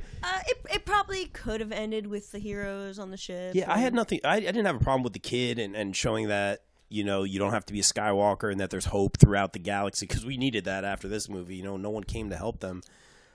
I thought that was cool. I don't know if that's necessarily where you need to end it, and I'm not saying it needs to end on a high note by any means. I'll always remember the end of Empire Strikes Back. They're all standing at the window. Han's in carbonite. It's a great ending. Yeah. I think I like the overall message of it. Like Yeah. the idea that the resistance won't die and, that there'll always be people who are one with the Force and on the good guy side or whatever. But maybe I would have put that scene a little bit earlier and ended with the good guys. Yeah. I like the I like order. ending with the heroes. I agree. Yeah, I don't really like. It's just one of those scenes where I don't hate it and I don't love it. It's just sort of there. And it sucks that it kind of ends that way because I kind of want it to end on like a note where I'm just like, that was amazing. Right. Yeah, it's What- kind of like, I thought it was going to have the Empire Strikes Back type ending. Like this was going to be the one that had the Empire Strikes Back ending, where everything's not so great, and we have again, I remember the images from Empire Strikes Back ending. Even the Force Awakens, the ending, she holds out the lightsaber. That's it. Dinner. Oh my gosh, what's going to happen? We have to wait 2 years. yeah, it's a great ending. He throws it over Great, his shoulder. great. It hurt me when you said that. Just it hurts. But this one, I feel like JJ was saving that ending up, or George Lucas Like, or in the other you one. can tell that or not J.J. George Lucas. Abrams just puts a lot more thought in the details than Even the Easter eggs. Yeah, than Ryan Johnson did. Like, we watched an Easter egg video. There was like 2 things. There wasn't too many Easter eggs like that were like super like Yeah, it was thought like some out. of them weren't even Easter eggs. It's just like, this is a thing I noticed. yeah. There is a strong possibility that a lot of what JJ did in the first movie, Disney had their hands in a little bit too much because they wanted to bridge the generations. And there could be a chance that JJ really wanted to go a different direction, and that Ryan did what he did to get JJ back on track for the 3rd movie. Maybe. I don't So know, yeah. it's a possibility. We don't know what happens behind, the Yeah. curtain, so to speak. If the next one The mighty undoes a lot, Disney. if the next one undoes a lot of what this one does, Yeah, that'll give us our answer. then we know there's some sort of struggle. I think that ultimately, I think the last movie is going to be amazing. I'm glad J.J. Please. Abrams is doing it again. Yeah. I think Please. he has a good way with the characters. And for me, like, story's important, obviously, but for me, like, what gets me is the characters. Yeah, it's Like, character, that's yeah. why I love The Force Awakens so much. Like, people complain about, it was too similar to, the other Star Wars movies, but I just love the characters so much. And, J.J. Abrams created this world with these, all amazing new characters. Yeah, So that's hard to do. yeah, and like introduce how all do you these fall in love characters. with a whole cast Yeah. of new characters? That's really hard to do. So I think that he's going to do a really good job with the next one, and I'm glad he's doing it because these are his characters that they need an ending to a story. And I feel like if it was someone else, it just wouldn't be done exactly right. Yeah. I'm okay with like the one that has to be the different director being in the middle.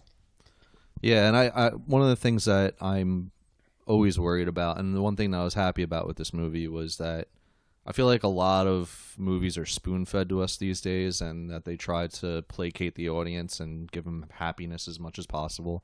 Mm-hmm. Thor 3. So, sorry, I had to get it in there. So, but I feel like that the one thing that they were successful with these movies is that they're not shying away from giving us some heartache and some heartbreak, and I think that that's an important part of the Star Wars movies because it always gives you that chance to bounce back at the end and feel like the positive side. Yeah, there's always a lot the more. balance. Yeah, the balance. so to Balance of the speak, Force. And the one thing that threw me off a little bit was going right into it, almost right after the Force Awakens. Right in, like it's like the next day. Yeah, they really didn't wait at all. Like It's like 2 hours later. It seems like how is all this going to happen? If like you almost can't do that again. You can't just all of a sudden now it's the next day again. In episode 9. Yeah, because then you can't have a scroll. Something has to happen like in between. Like all of a sudden, the next day, and then like here comes Lando rolling up in a spaceship with like a fleet of cruisers or something. Like I don't know. I just that's the one thing that threw me off is that it was like the next day. I felt like it would be all right. That ended. She's there with Luke, and then we would pick up to her training on the island or something like that, and like something else happened. Like all of a sudden, like the First Order blew up the system, went after the base, got their crap blown up, and now the First Order is taking over the galaxy. Taking over what? Like how? That's pretty quick. Like governments don't fall apart like that fast. Like even if you take out the main system, all the other systems are going to be like, well, okay, it was business as usual until something happens. Like they didn't have a chance to like spread across the galaxy, wreaking havoc on all these other systems. So it just seemed like everything happened pretty quick for me. That's all. It seems that the biggest problem with the whole movie is that whole main like driving middle sequence of like what happens from when the rebels leave or resistance leaves that home planet and then all the way until Crate. That whole middle storyline there with the ship chase, how they left, how they got there, it seems like that's the biggest problem. But I mean, it's fine if like along the way, like it was a couple years in between, and the First Order's been wreaking havoc and blasting down as much as the resistance as possible, and now they finally found their hold. I mean, I know they didn't want to do that because it's too similar to Empire, but it just seems awfully quick that now all of a sudden the entire galaxy is afraid of the First Order because they took out a couple of planets that had the main government. It doesn't affect too much more, and then now to build the resistance back up to be able to do something back. If there's a handful of people on the Millennium Falcon, the next day, like where are they going to go from this? That's the question. I felt like all the stuff with like the resistance. I felt like that had time going by, but then it kind of like jumped away with the lightsaber thing. So I felt like the timelines didn't necessarily line up. It was in like a. I felt that too. Meanwhile, like this happened. I got that sense too. I know what you're saying. Yeah, like I felt like all the ship stuff was like some time had passed. This is also what happened. So maybe the timeline was just a little bit messy in this movie. Yeah, no, I get that. I don't know. It just seems like how are they going to build the resistance back up if it's that same kind of principle where it's like almost like immediately and not like the other ones a few years later where there was a time for stuff to happen in between. Yeah, maybe they'll do better about that in the next one where time will have gone by because it kind of has to. At this point, they're pretty weak. What are we gonna just like watch them get their shit together?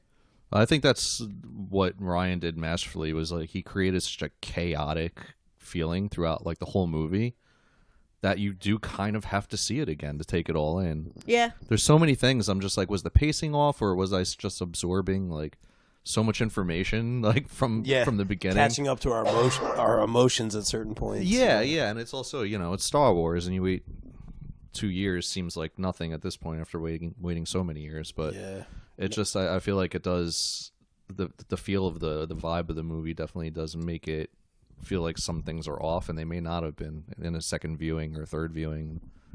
I don't know. I definitely have to see this movie again soon. Hey guys, thanks for listening to this check it out episode again of the next Bob week. Culture Podcast. And If you'd like to everyone, support the guys, show on first of all, patreon.com thanks for some coming great on. incentives, Any last check thoughts out before we wrap it up? patreon.com/BobCulturePodcast. I'd like to thank my newest patrons, Mike and Michelle Vermillion from Sledgepad LLC. guys, I appreciate Sledgepad it. is the You know, your revolutionary time base room coming on. dampening system Thanks for, that make blankets in your thoroughly base room a thing of the analyzing this past. movie. I love my I Sledgepad, and think it's we all currently being enjoyed it. used by drummers We from all national critique acts everything. such as Pink and Very Collective Soul. polarizing film for Use a my lot of code fans out there. BOBMAN007 With at this, checkout for a takes us special 2 years discount. from Check now. them out at sledgepad.com. Everyone, happy holidays. Finally, don't forget to Merry support the Christmas, show by you know, leaving me a good review cookies, on have a glass of green iTunes milk, or give me a like and on may the force be with you. facebook.com/BobCulturePodcast.